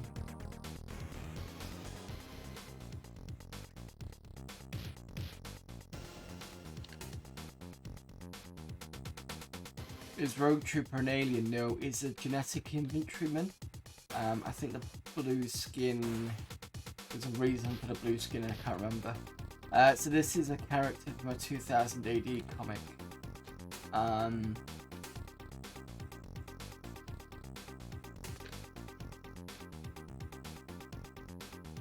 Let me just go and find the...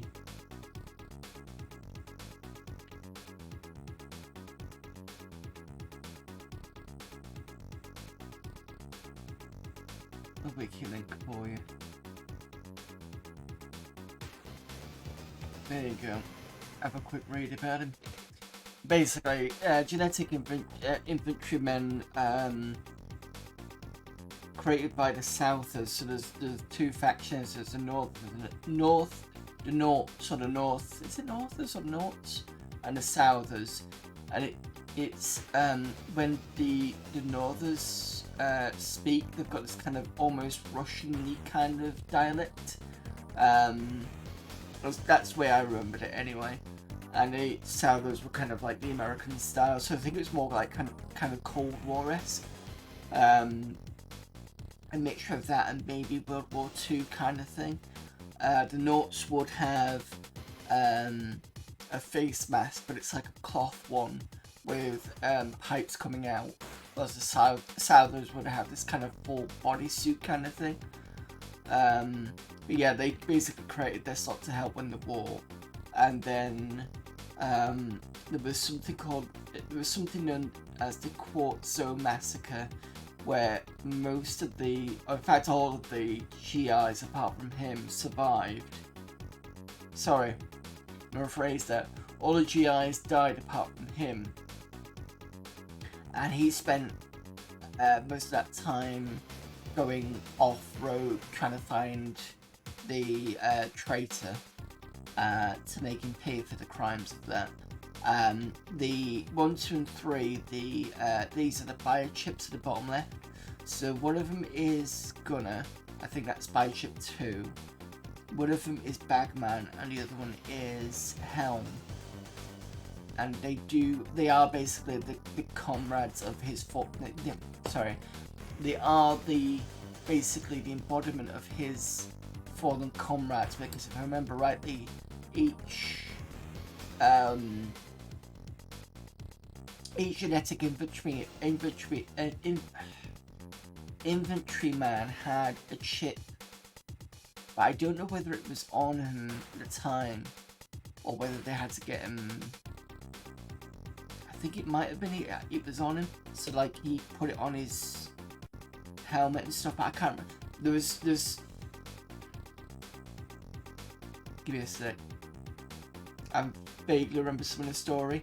I know there was something about him getting his chips regened. So what that basically means is it keeps the is it personality or memory of the person, and you regene them so they can be recreated back into the bodies again with the old personality. It was basically something like that, but that wiki link will give you the information. It's a good storyline.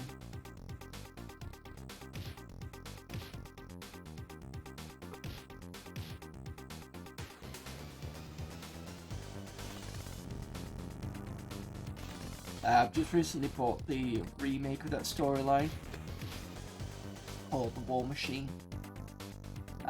It was when they renamed Rogue Trooper to be called Friday.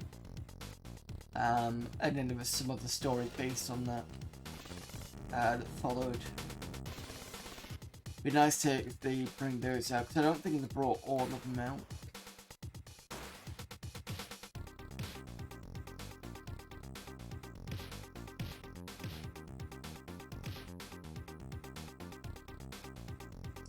Yeah, I read some of the comments. I had just give me a sec. Just grab the pause. Right, I'm just pausing it. So I had something called 2000 AD Monthly, and that would be different things, but they did have a couple of Road Trooper ones. I'm just gonna go over there and grab.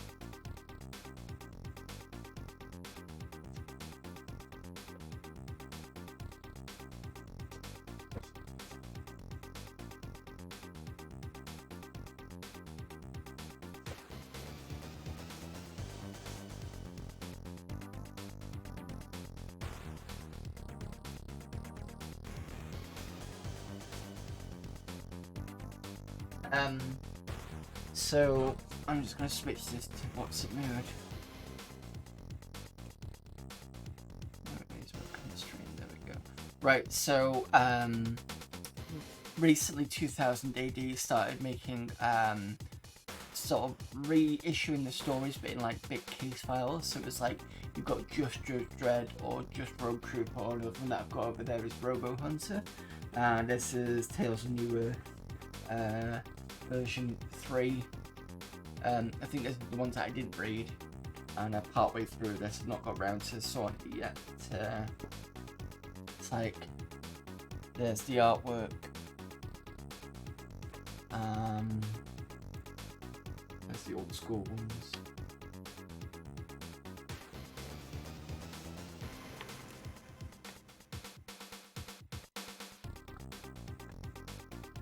Or note or somewhere.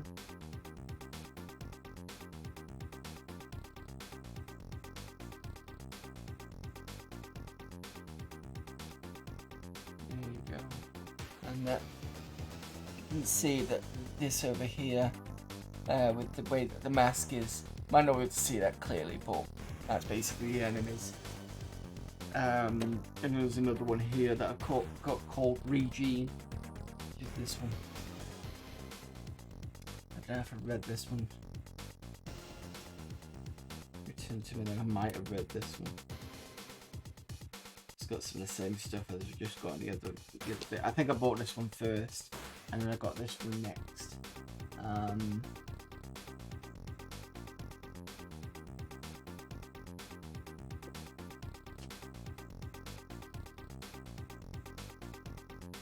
Give me a moment.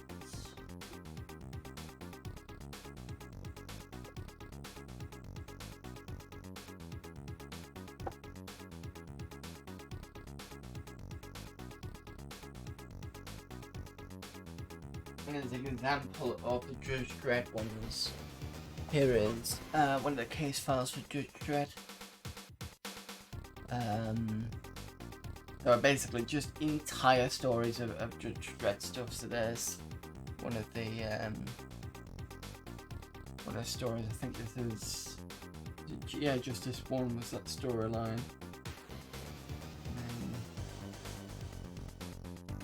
There's another one. So it just packs all the kind of stories into one, and it's because it says 16 here. This is Prog 736 to 775, so that it is a continuous, like a sequential, as it were, in order. So it's not random stories; it's in order of all the comics from those two ends. So it's nice to have them all packed as one. Yeah, there you go.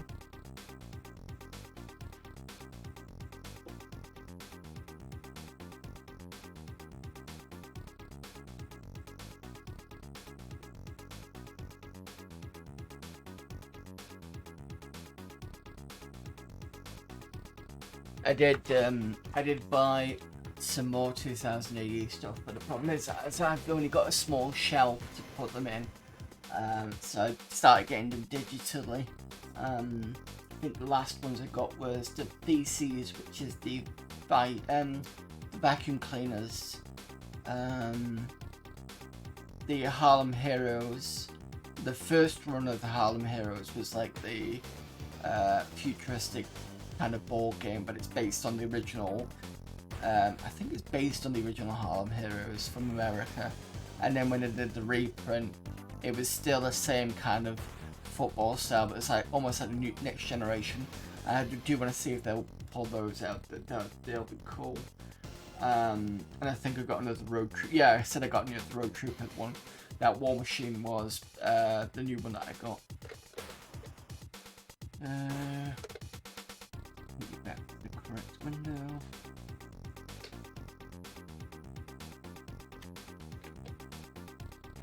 So there's been two different games of Road Trooper. There's the one on the ZX Spectrum, which I've completed a couple of times. And there's this one.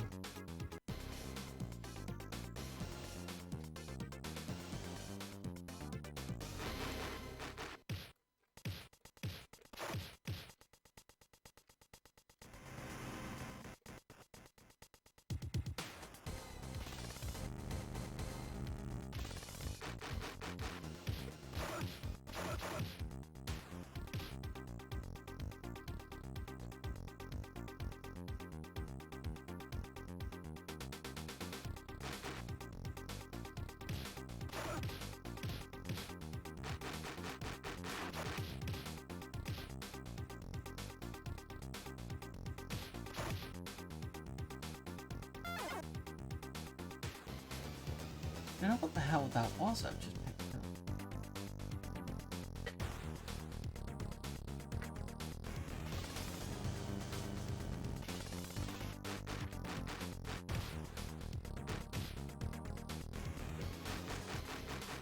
Oh, what's that? Shit.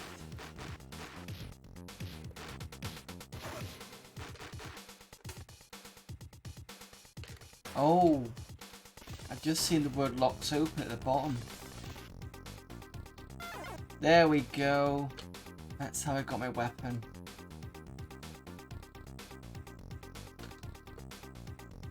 Right, so I can still kick with down and shoot. Excellent, okay.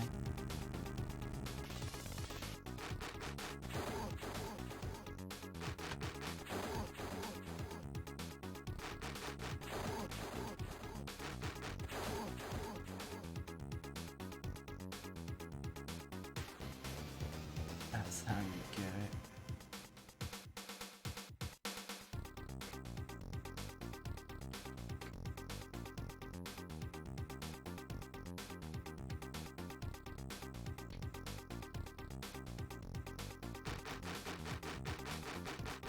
No, get off.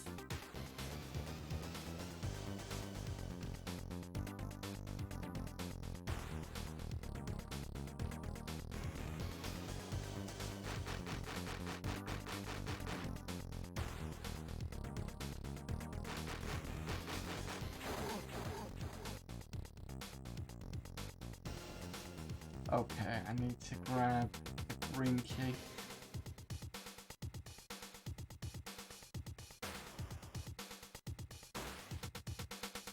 There's more notes around. Can't grab that. So assuming.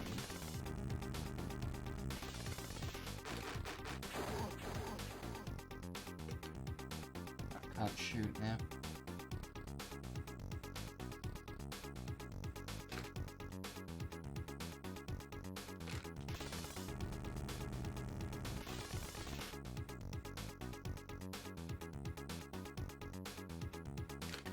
Oh.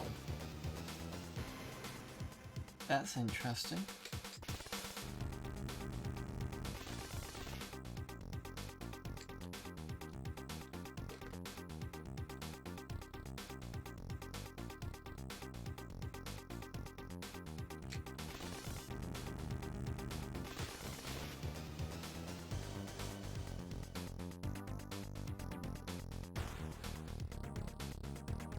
That with the key card, but can't go up. Can't lock this.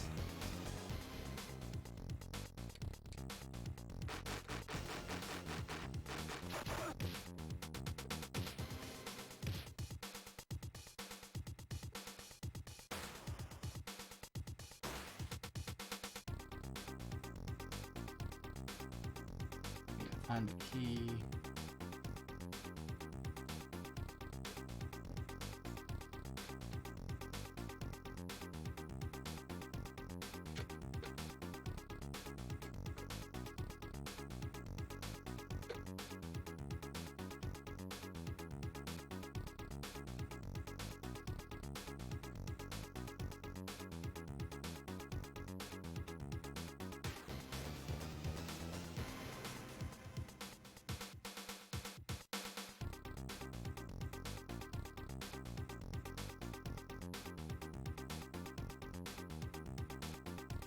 Somewhere.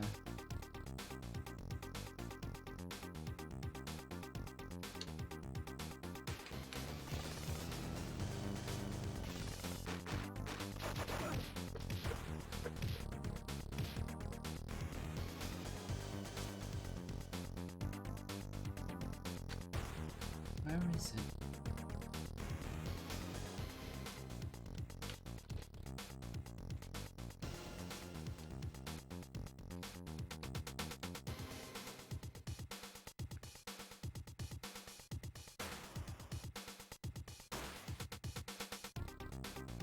Oh, wait a minute, is that a door that goes down? Oh shit.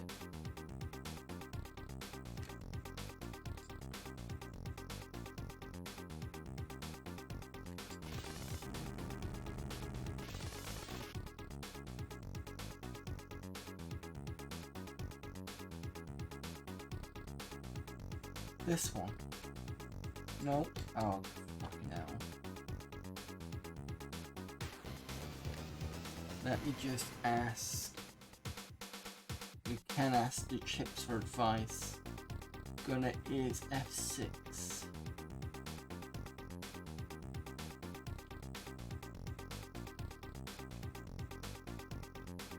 And I can't ask Gunner.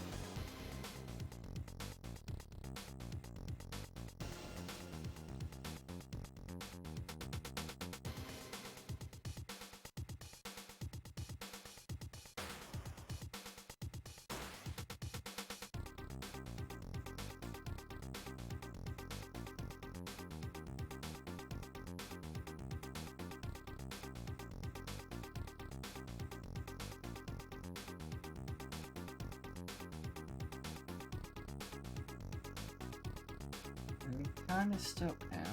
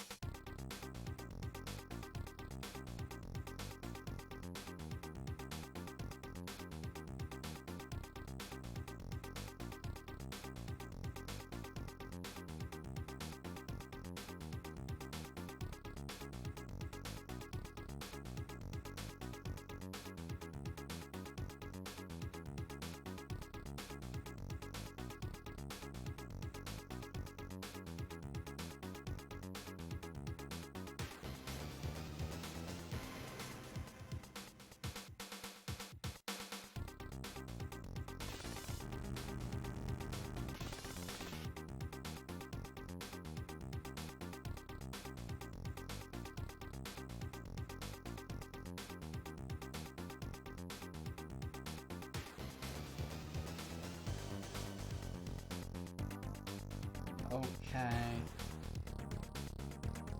Unless I've soft locked myself, I don't know. I have to restart this.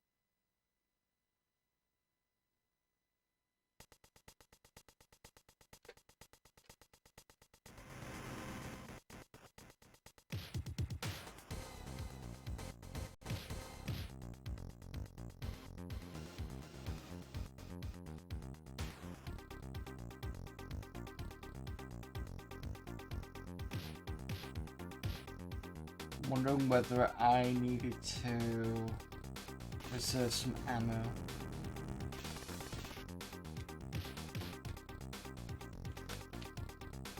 That's the case, it's a bit unfair.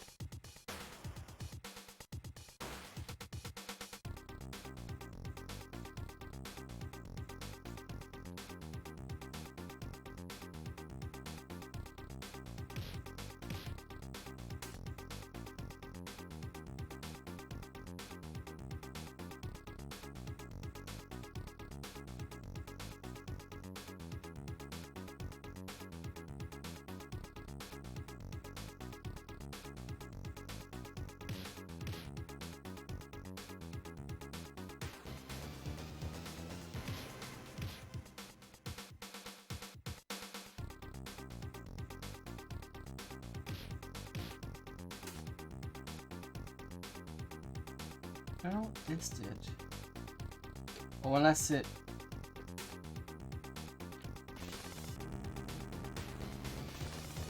Is that the one right up the electrified floor? Yeah, I think it is.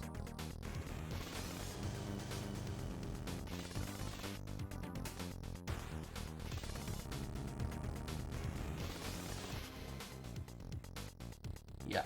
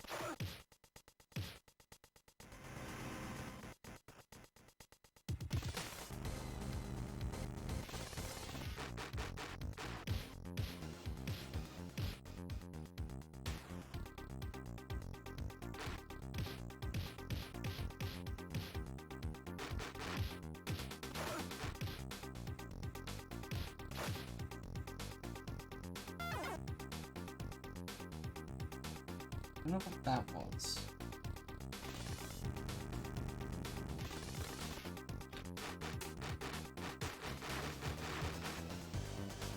That's my gun.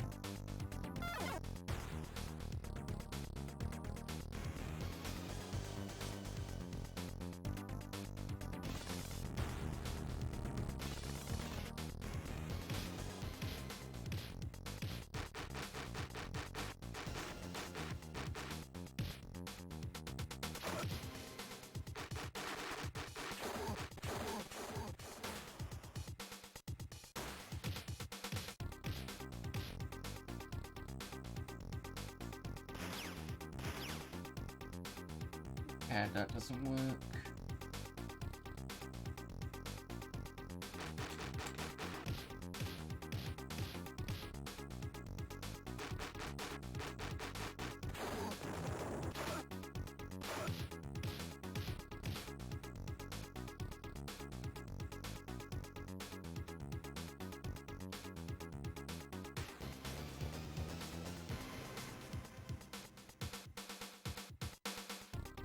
What are some of these secret rooms in? Got one more on ammunition.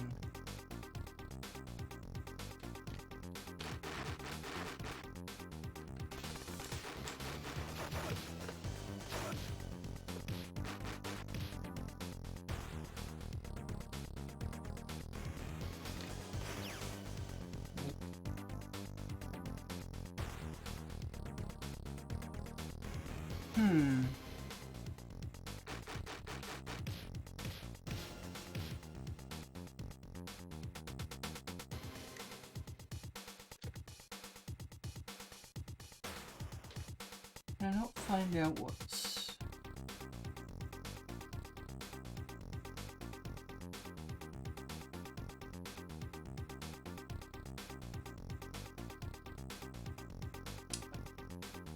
Oh, okay. I can press enter as an alternate.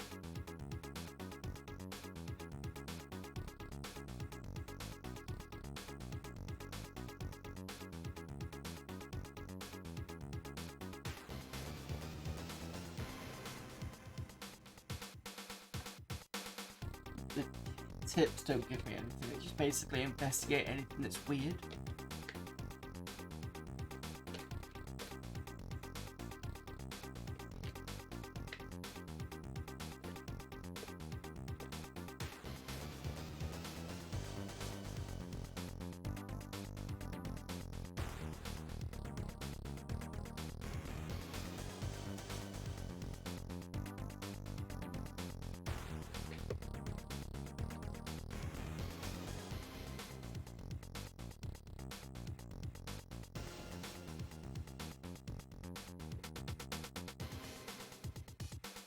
Can't pick those. Can't pick them up.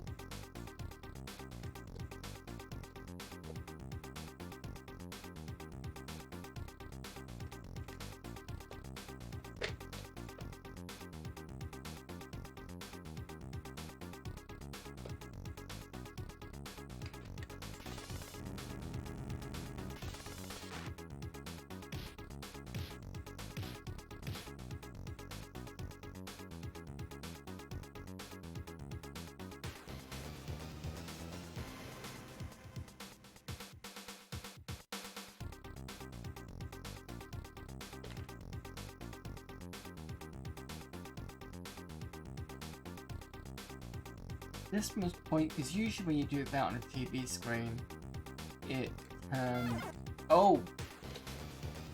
I had to jump up to get it. Fucking hell.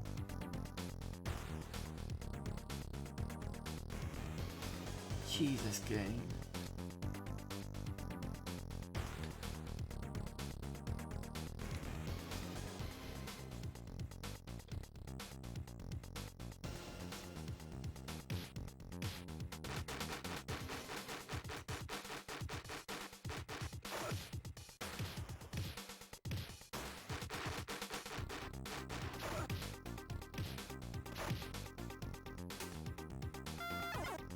Way got ammunition. That's what. On the floor.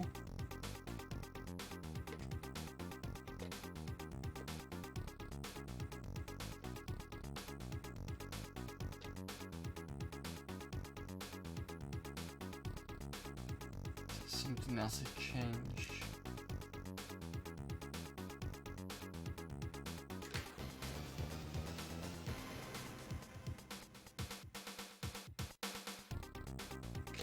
I wonder whether it's waste disposal.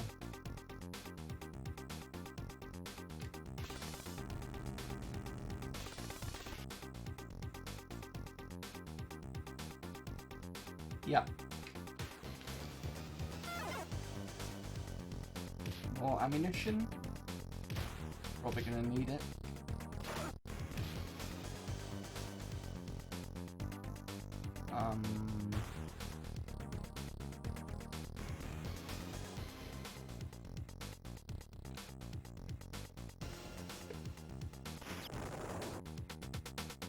Lucky guess, shooting the wall.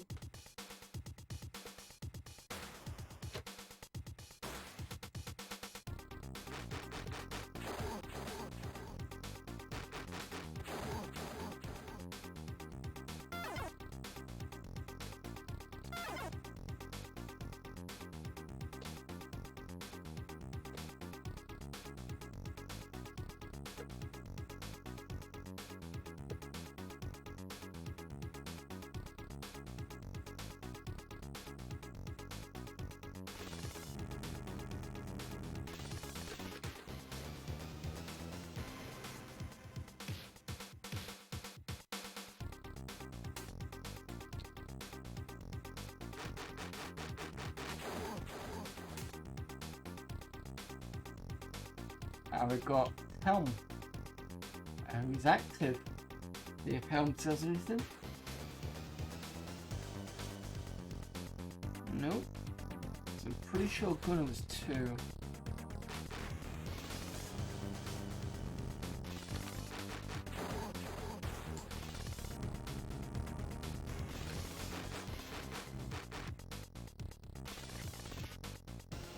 That's 3. Oh, fuck it, move over to 3. Ooh. It's dark in there.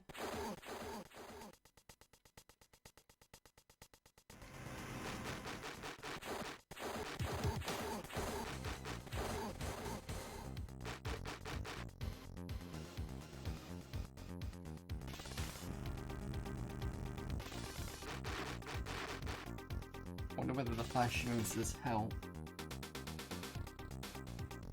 Ah, cool.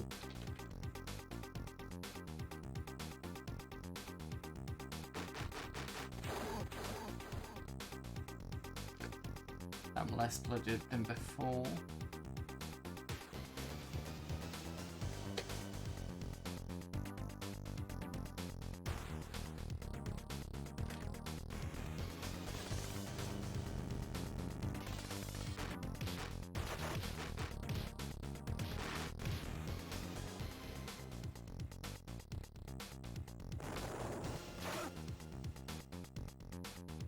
Okay. Bagman. So why is good just not?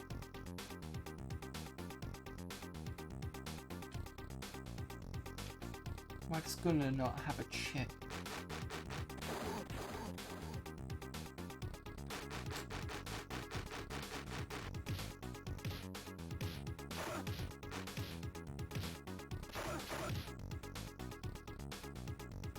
White retina scan.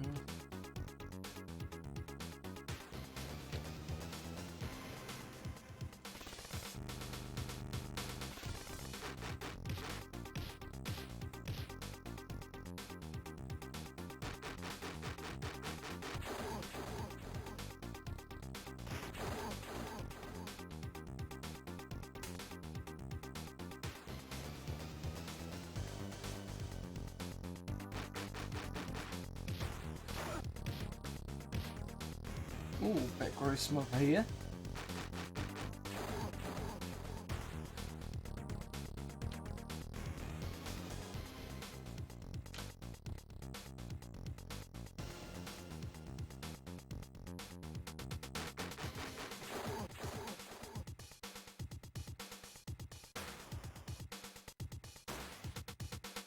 Right, any one of those.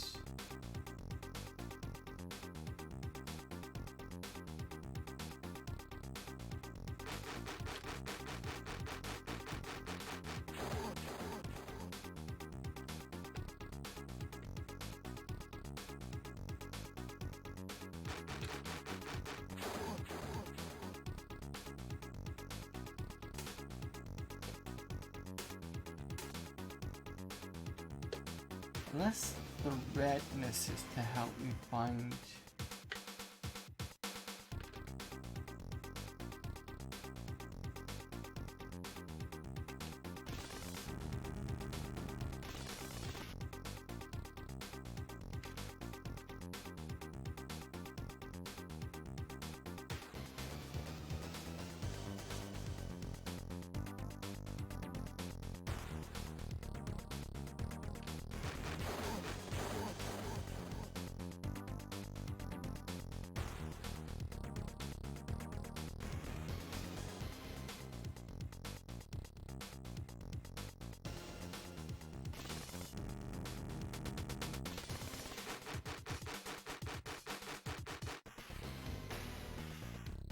The problem with down right when you're trying to do this is when I'm trying to duck quickly and it goes back into investigate mode. I think they could have done without doing that. Other than that, I actually enjoy this.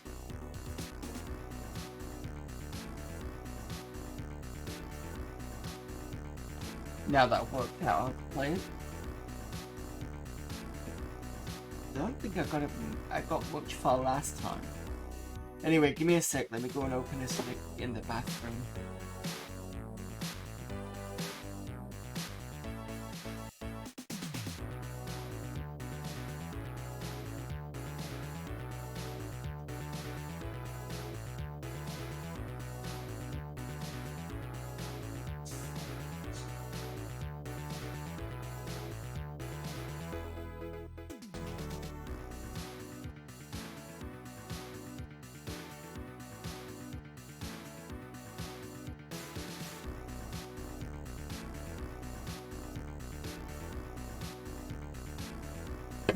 Right, luckily the cam wasn't too bad.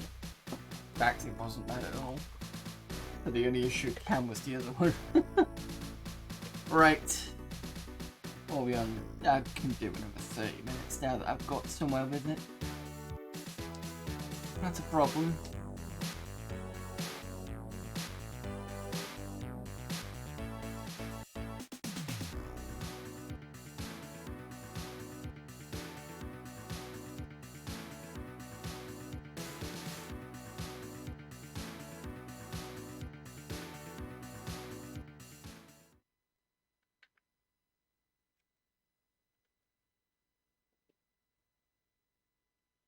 Yeah, because it says 2 there on the gun.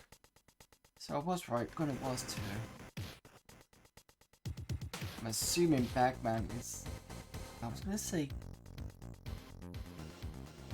3, but I could be wrong.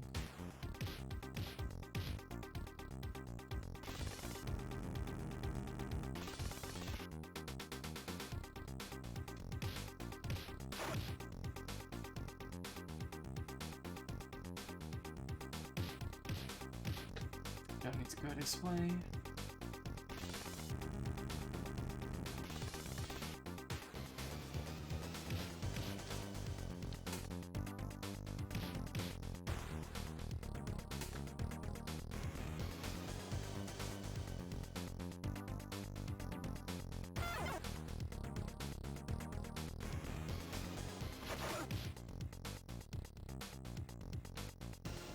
You don't need to turn that on again, I don't think.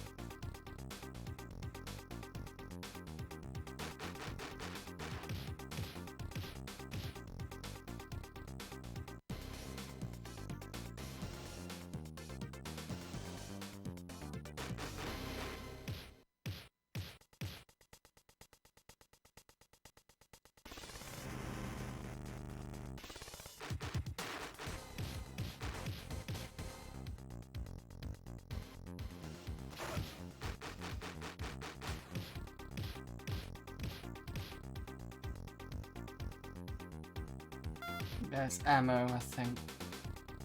But I don't think it shows up because I don't have a gun yet.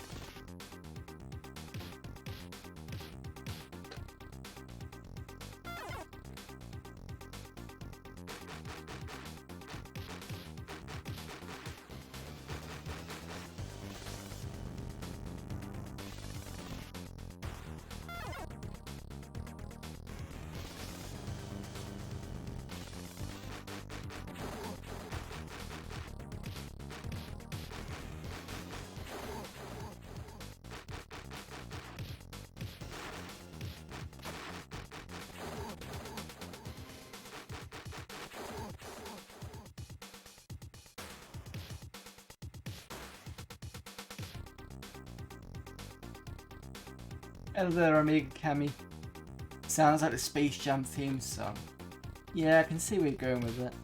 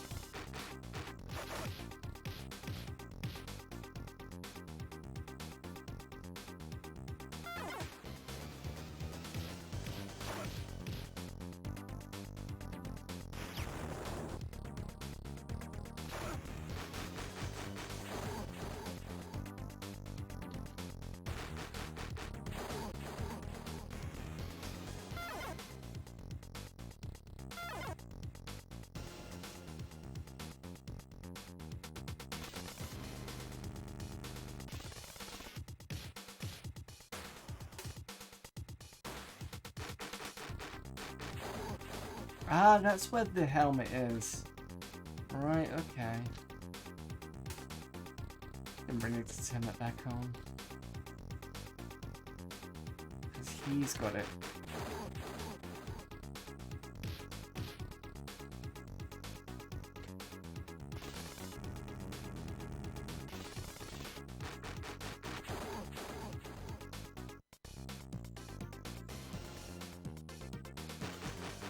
Oops.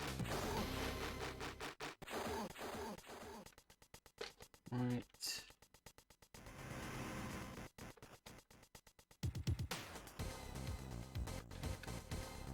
In infrared mode.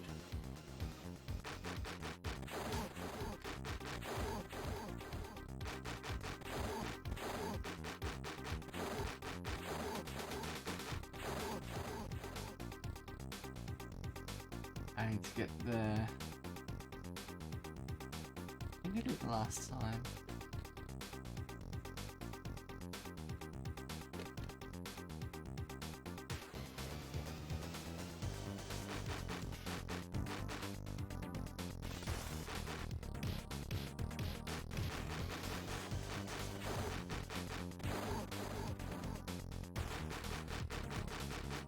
No, down, you stupid.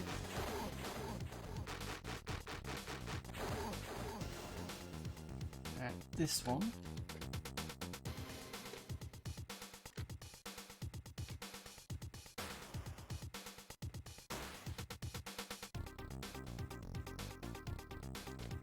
Scan.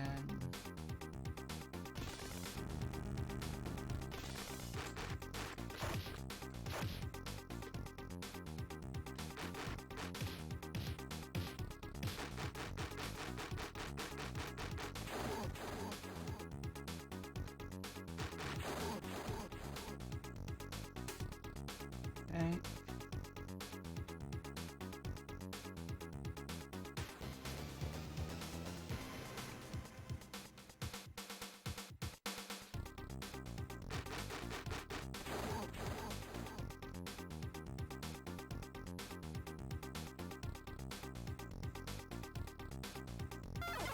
Ah, that's where I get the retina scan from.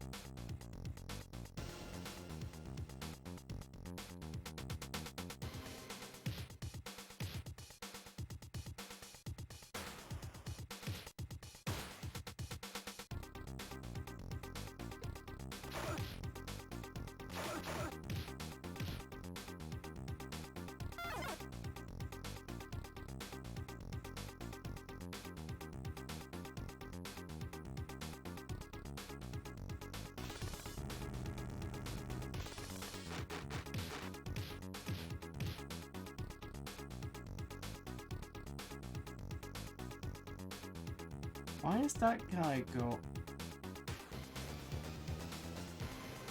I don't know. That's the only guy with the hand that's moving. That's not the only guy, actually.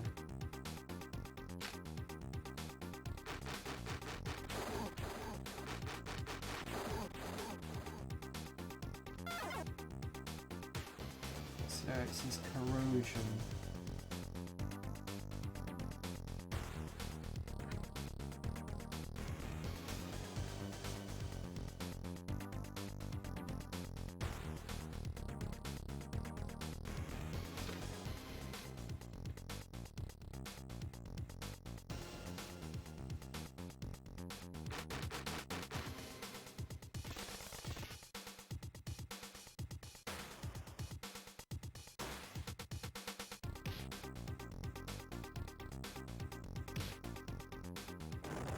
Aha. Oh, bastard.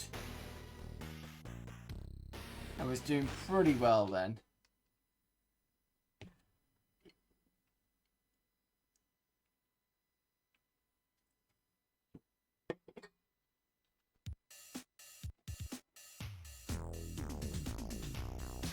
You know, Amiga Cam, if you're still here, we were talking about, I think, when I was doing the Amiga, Arnold Amiga streams, if you missed those, let me know and I'll stick you a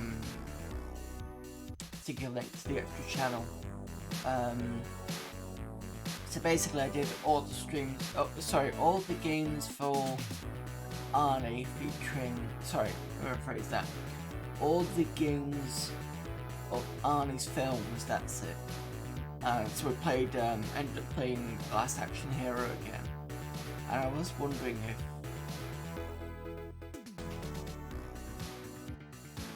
maybe a suggestion next time for one of you, your game jammers maybe is to do what gang beat 'em ups, like Streets of Rage or something, because I think Amiga suffers from not enough of them.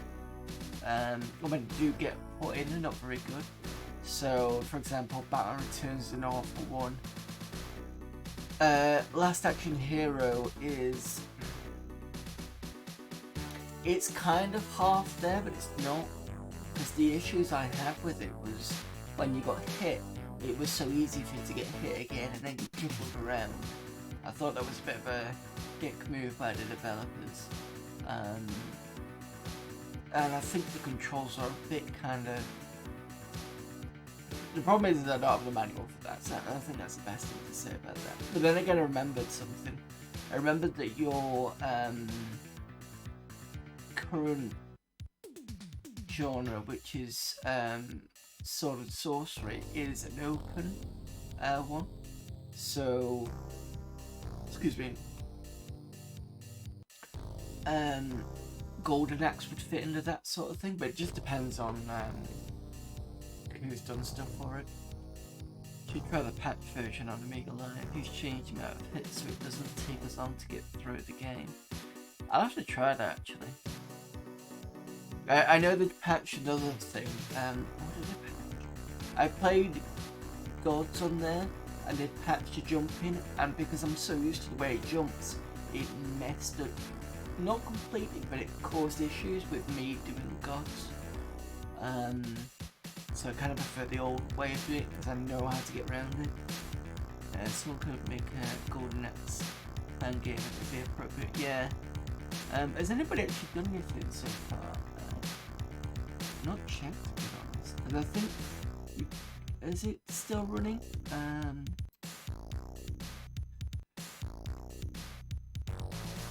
Any game jam, that's it. No entries yet.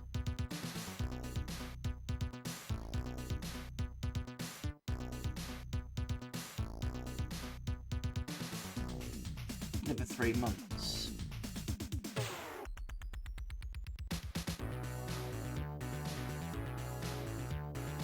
Just having a look there then.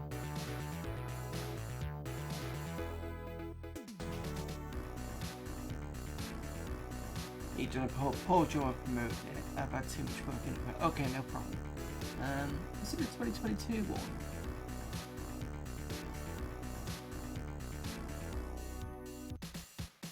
Yeah, someone's actually been talking about that in the community. Someone's put, so could you use assets from say Golden Axe to make a Golden Axe game that I've made which is exclusive to Amiga? Like most open world type games original based on that thing.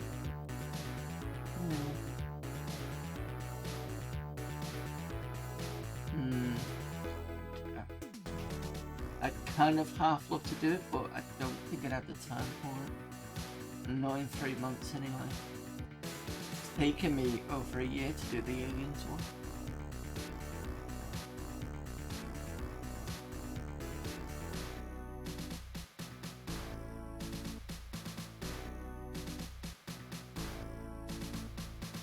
Yeah, Sword and Sorcery, that's what I thought it said.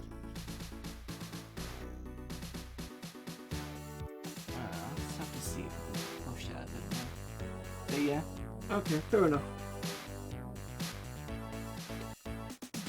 Only need a single playable level 20. Yeah, that's the thing. The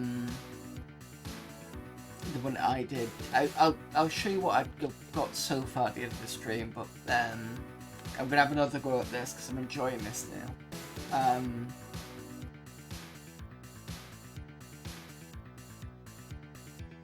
Actually, no, I'll show it off there. Let's see if I can get it running. Give me a moment.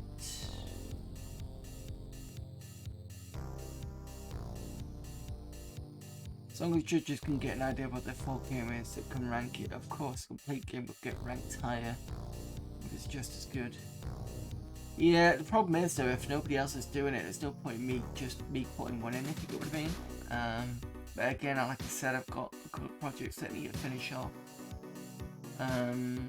You could postpone it for a year, maybe. That might be an idea.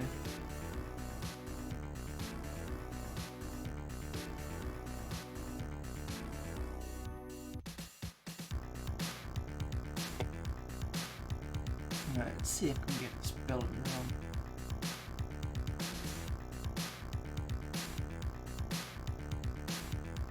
Definitely get more interest now that I've extended it and get some people to tell me really cool. That's what you want. Okay, let me just see if I can capture this.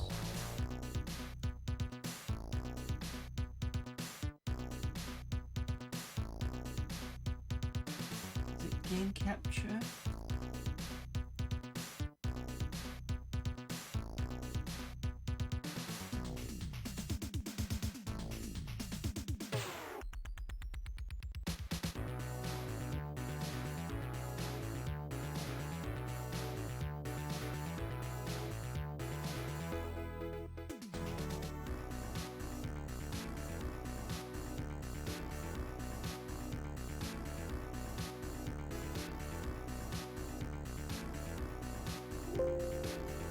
Just seeing if I can capture the window, give me a moment.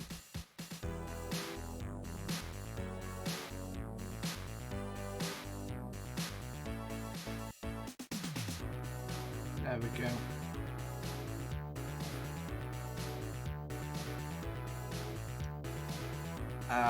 So this is what I've done so far. So you can see that the number changes when you go up and down. Fire will get him to do something. So the combat's kind of in. I just need to get it to be in somewhere.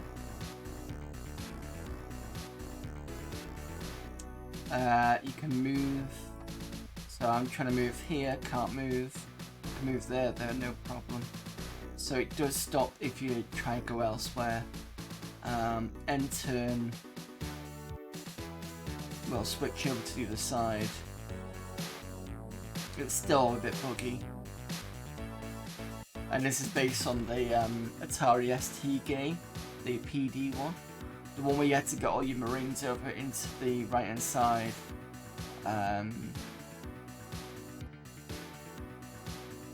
And the rules are based on Free League. So this is why it has successes and stuff.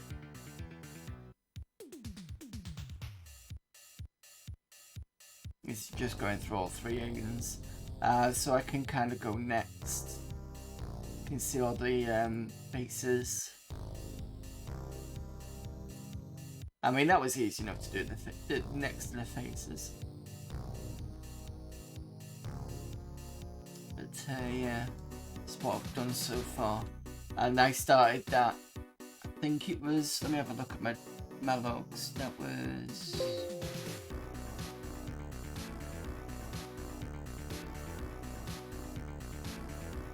Where's my dev log?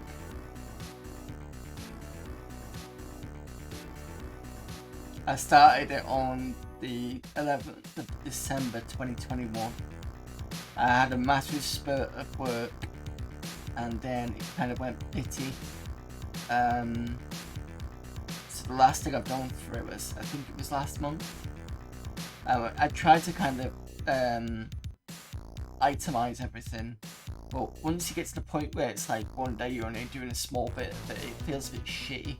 You're just like, load of work, space, maybe work here and there, and it just gets a bit kind of, so I'm just kind of, you know, I think I'm just going to drop the devlog idea because I'm really bad at it.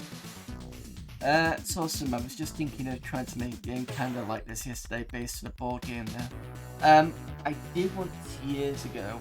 I started with, I still got it.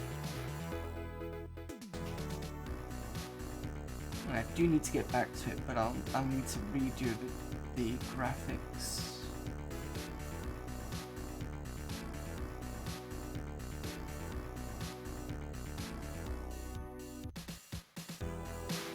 Okay.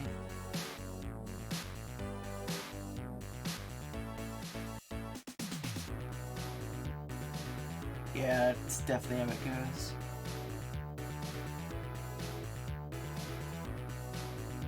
So the reason why this is so small is because I was going to do it for a certain handheld system. So this is the route to me there, and it's got let's see if I can remember how I did it. It's so long since I programmed it.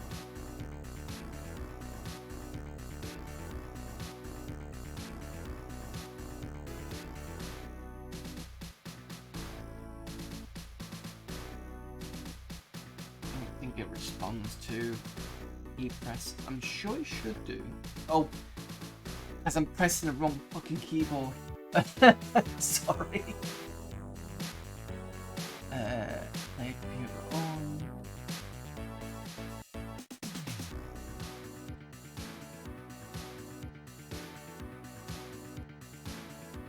Did I only leave it on this part? I'm pretty sure I didn't.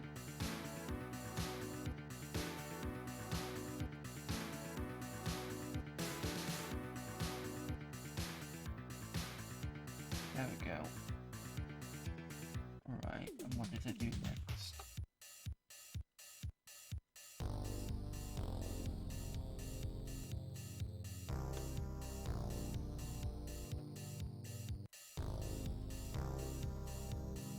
No, I can't remember what the controls were.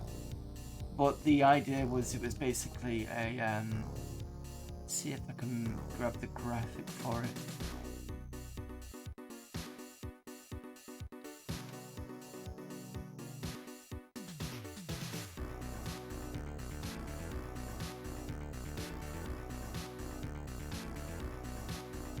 I'm just gonna load up the main image, the main title screen.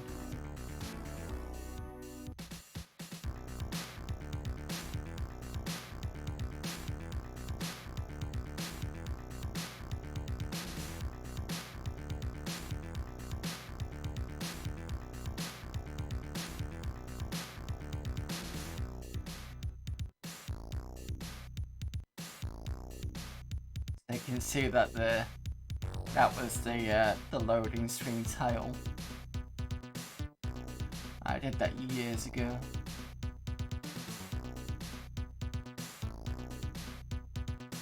And then some of the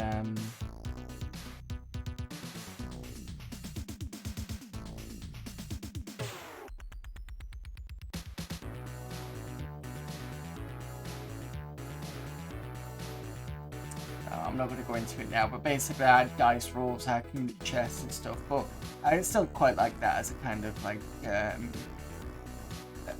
as a beginning, you know, title thing. I just wish I kind of pushed it a bit more, but I just couldn't remember how to. Let me just double check something.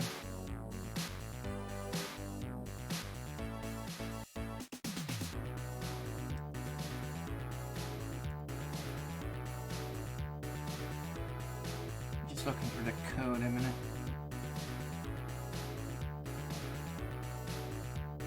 So definitely had.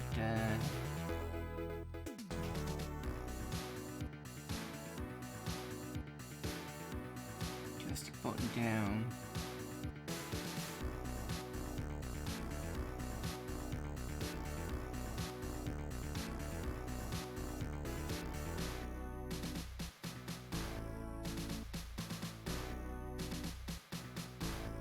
D, that was step 1. Intro, game intro, select.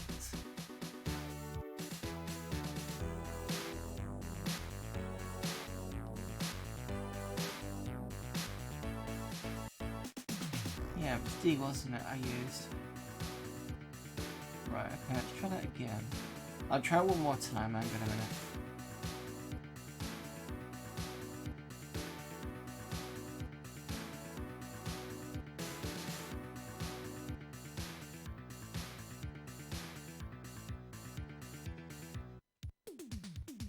Ah, okay, sorry, yeah.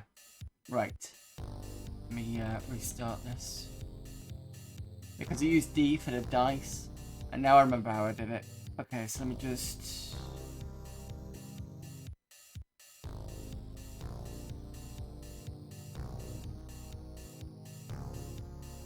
Right, okay. So at the moment, what it was press D for 3 times, I think it was. So you use like left and right to select whether you want your player or computer on or off. And it's 1 for dog, 2 for boat, 3 for hat, 4 was putting it for the start, but it didn't kind of work properly. And then you kind of press D to roll the dice. You can see kind of like how that works. Play 2 turn, they move, play 3. And then on the right hand side in blue was going to have information like what properties you had and stuff. This was just to test it. And then on the left hand side I was going to have where you were on the board. Because originally I had the board kind of like as a square, but it just didn't quite work. And especially when you got a small screen like this big. So it kind of made sense that on the left hand side you could see maybe the buildings and maybe like a little sign that says Old Kent Road or something like that. That was the idea anyway. But this was, I was doing this in 2008. Just never got around to finishing it, so. But yeah. And this is why it's so small, because actually what was developing it for originally was this thing.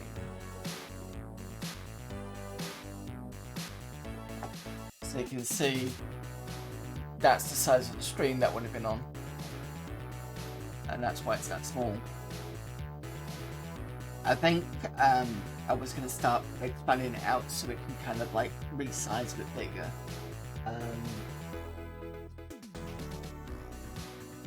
But I'd have to rewrite the code for that. Yeah, that's what it was originally for anyway.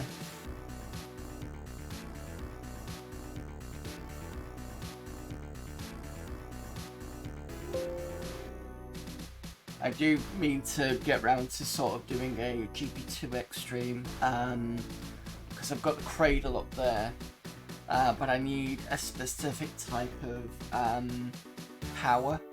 It needs like a 5 volt 2 amp thing, and I don't have one of those, so I need to go find one. Plus I think we've got a specific power thing, so I need to sort that out as well.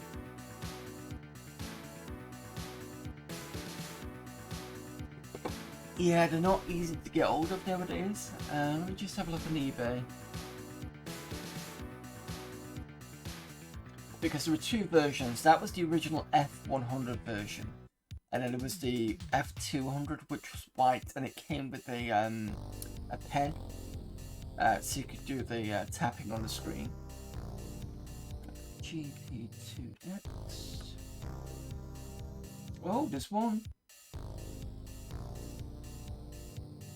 I'm just looking on UK eBay. There is an F200, that's the one with the stylus, for 160 quid or next day offer. So it's kept its price. Because when I bought it, it was around 200 quid. There's there's a GP, there's a Wiz version, another GP2X F200 for £7.62 from Australia. No, that can't be right. $14.50. Oh, it's on a bit. You're on a 5-bit war there.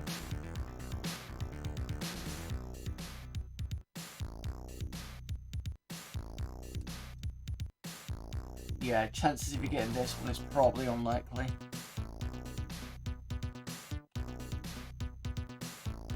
Sorry about the long... But that says from Australia. This is a Canu. There's another GP2X for 100 quid, 21 watches. Box one near mint, 220. Yeah, it's a lot more than I'd expect. It used to not be easy to get hold of, so there's a few. Oh, there's another one here, 262.89 from Australia.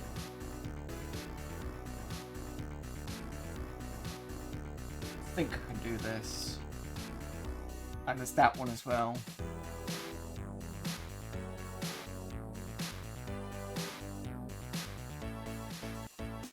That's the other 200.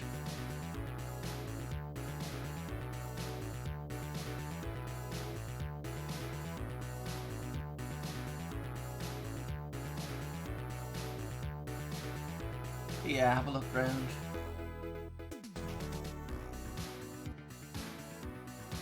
Not a problem, let me just click it and see if it is correct, because I know you can take a lot of that stuff. Yeah, it's fine. Cool. So yeah, they are a bit pricey, but it looks like they've held the value for the most part of it. And they are a pretty decent device, but one thing I've noticed was when I was playing the Mega Drive emulation games against the Pandora, which I think I said I've got one. Pandora being the successor to the GP2X from the community. You can see the difference in slowness just because that was like a 200 megahertz console. And the other one was the Pandora's like a gigahertz, I think. So there's like a massive difference. Keep an eye on them, maybe a bit if they're not too high. Yeah, the good thing about it is at least it still takes AA batteries, but if you're going to go for AA batteries, my recommendation is to get the really high MH, is it? It's a 3200s. They're really kind of high. I've got some examples here.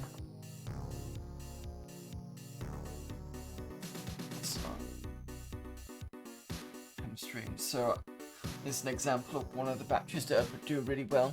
See, it says 3200 there. That's the power, and it'll give you quite a lot of juice for the GP2X. This is the 9 mAh battery. They're pretty good. If you use standard batteries, that'll work, but it'll give you only a couple of hours and that's it. But those, I think, they give you quite a bit more. But again, they're also rechargeable as well, so, you know. But that's my tips for that. I've recently done a game, well, There was a game that I did for it, I ported for it years ago that was pretty well known, pretty well liked, sorry, called Zombie Pox. And then almost 20 years later, I managed to finish some of the issues that were on there, and I released it about a couple of years ago. So I'm happy I finally did that. I've still got a bit of work to do on some of the others now that I understand the programming a bit more generally. But I'll see if I get around to it. Right, anyway, I want to get on with this. Let's see if I can push a bit further. But I'm glad I've played this now, because I understand it a bit better.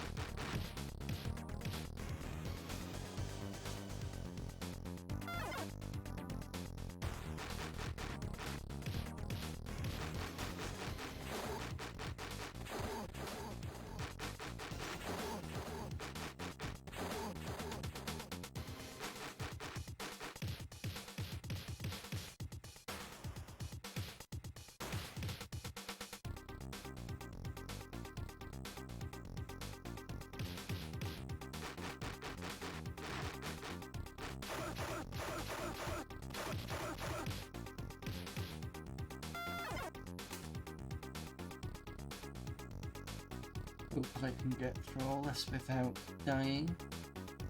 So I've just basically rushed it.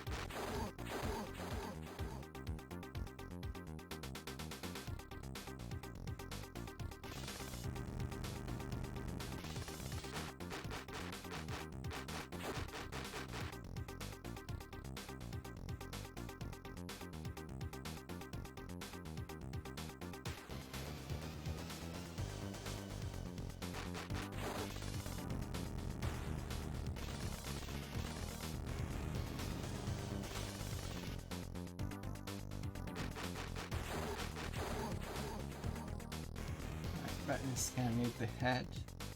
So top left first.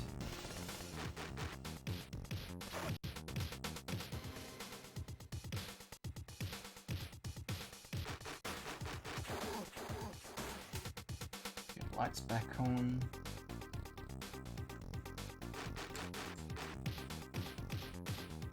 Going okay for health.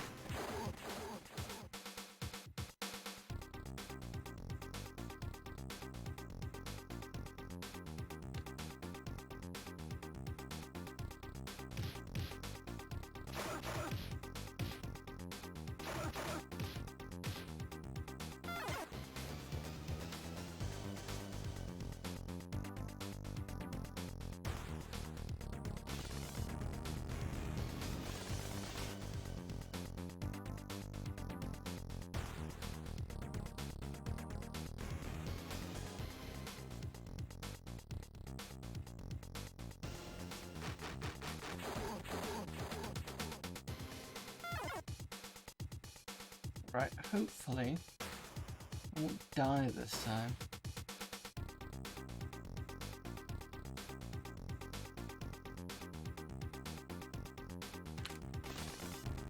Not doing too badly for health.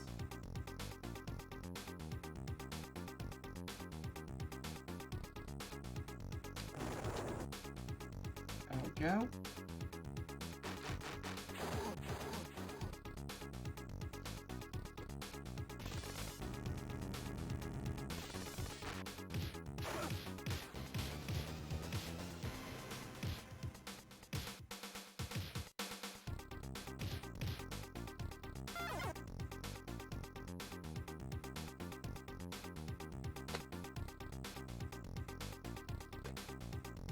Oh, okay.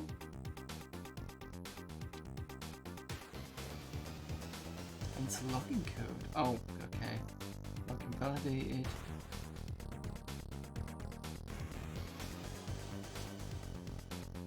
Cool, so we got some information from... we need it anyway.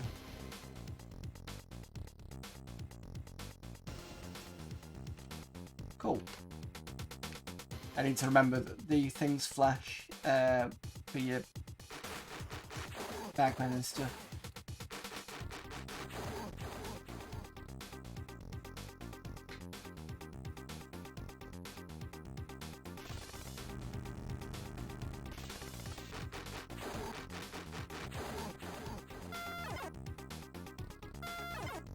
I don't know what those are. Assuming we need them.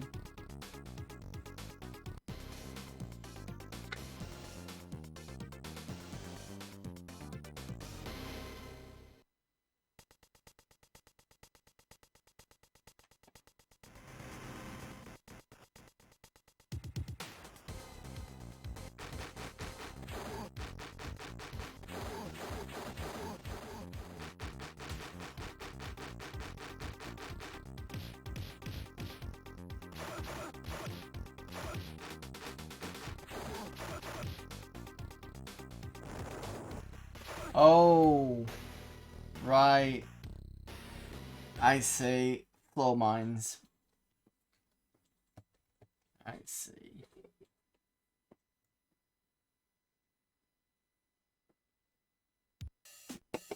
Right, well, I'm definitely going to come back to this one. But it's good that I've managed to push it that much further with this version. I know exactly what I'm doing with this. So I'm glad I actually came back to this. I do need to sort out Wasted Dreams.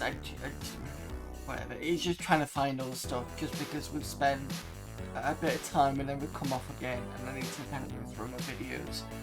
I think I'm gonna have to make a playlist of Wasted Dreams and basically put everything in there. I'm pretty sure I did do, but Maybe I didn't. I don't know. I'll figure it out. It's fine. Don't worry about it.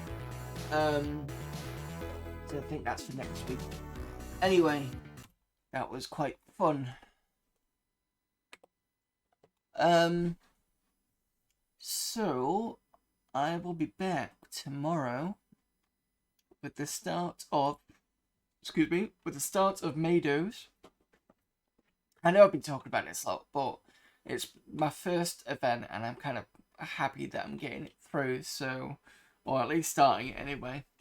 So yeah, we're starting with Pissed, which is the parody of Mist. And then, like I do in December, I do on Fridays random games, just like quick ones. I think we're going to start with Atmosphere, which is also known as Nightmare in America. And it's the one with the Gatekeeper, the one with the VCR game, the one where you put it in. In fact, I will just quickly go and get the Wikipedia link. Atmosphere. You probably already recognise what I'm talking about anyway, but it's an Australian horror video board game. Ah, did not know it was Australian.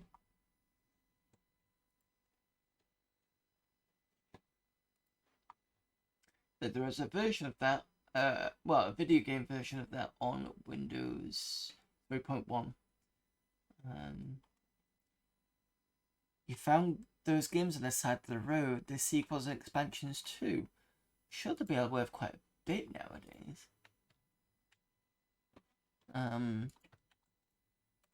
There you go, that's the link for that, just in case you've forgotten what it looked like, but you probably recognise that. But yep, that's what we're going to do on Friday. I don't know how well it's going to be. We'll just have to wing it and see how, because I don't know if it's going to be one of those time questions, and with it having a slight delay here, it might not quite work, but I'll try it anyway. It might be fun. And if we need to have a backup, I do have Wheel of Fortune. That's always a good one to do.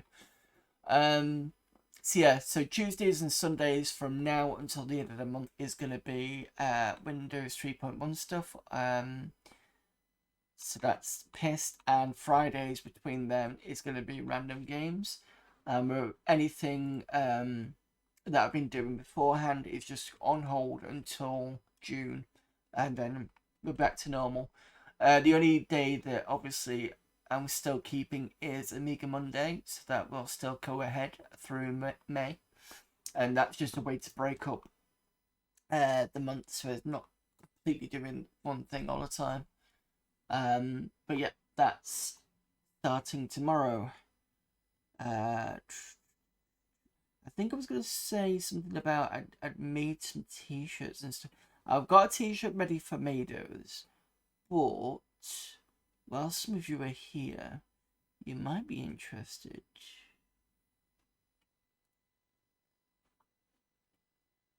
Let me just...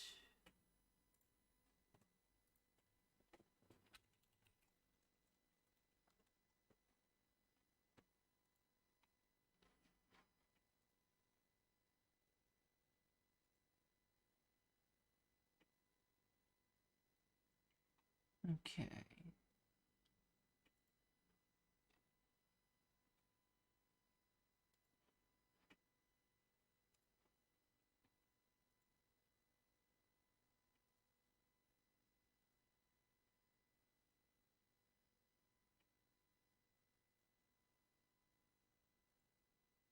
Okay, so this is my account.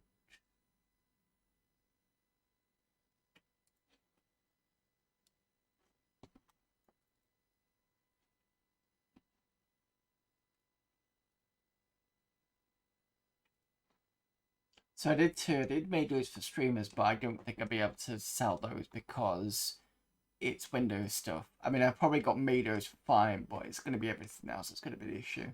But this one,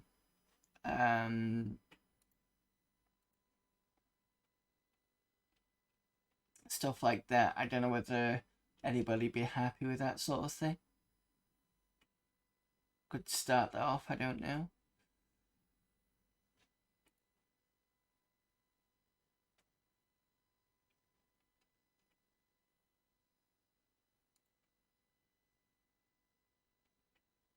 I actually wanted a hoodie of this, is why I started this. I just don't know how well it'd look.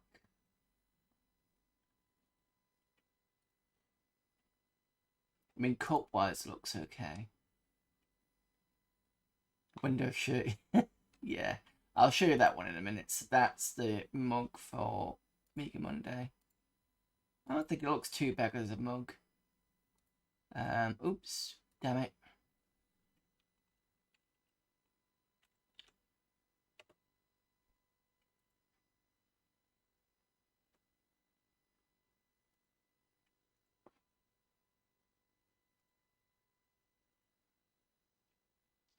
Where did I put the hoodie section? Yeah, the hoodie one. I think I put that as a default because I was trying to get the same color. But the problem is the screen on the right is has a purple issue. Some blues come out purple.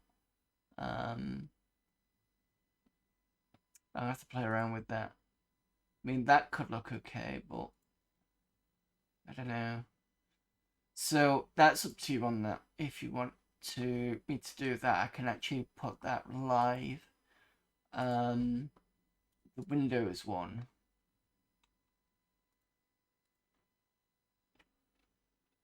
I mean, that looks okay, I don't think. Sorry, I think that looks okay. Because of the black and the scheme, that looks fine. And I actually like the throw pillow here, because that kind of works weirdly.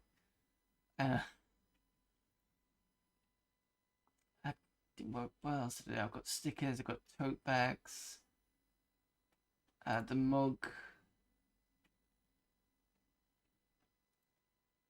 The mug doesn't look too bad either.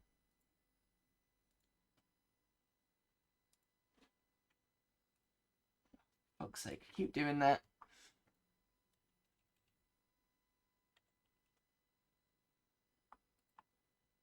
But yeah, that's what I was thinking. But it's up to you if you kind of, especially for the Amiga Monday side. If you definitely want that, let me know.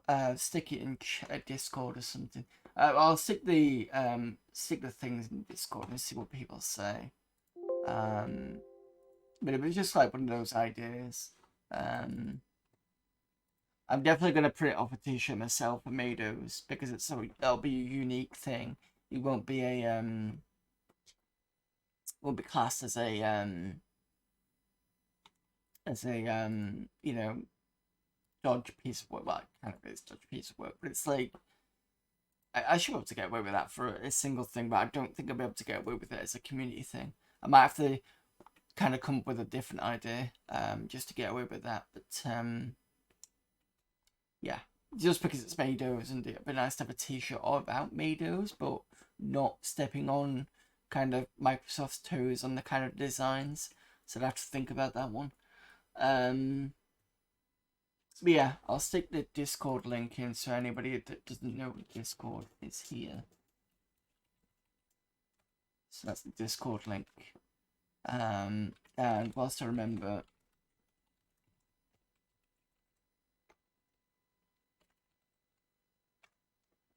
and that's the channel for these videos, so they'll go up onto that channel about a week later. So I've already got the ones for the last week already up and ready, apart from Sunday. I'll have to do that tomorrow.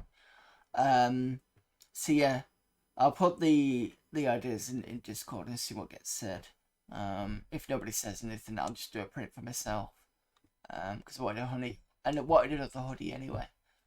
But yeah, other than that, it's been a great stream. I will see you all tomorrow, hopefully, or some point this week for Mados. Again, Amiga Monday is still going ahead.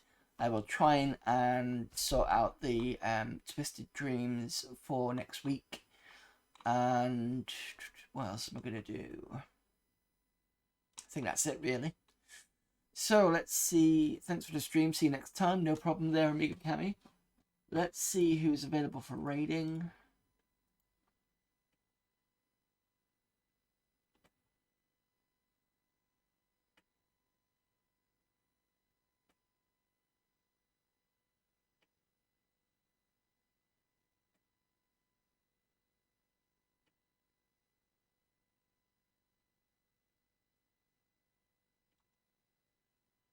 No problem there, Stork.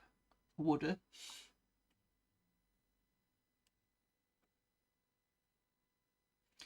I'm tempted by Beanhead, because Beanhead's not done much streaming recently and has only recently come back on again. So let's go to Beanhead, who is apparently doing some Ant stream gaming. Arcade specifically.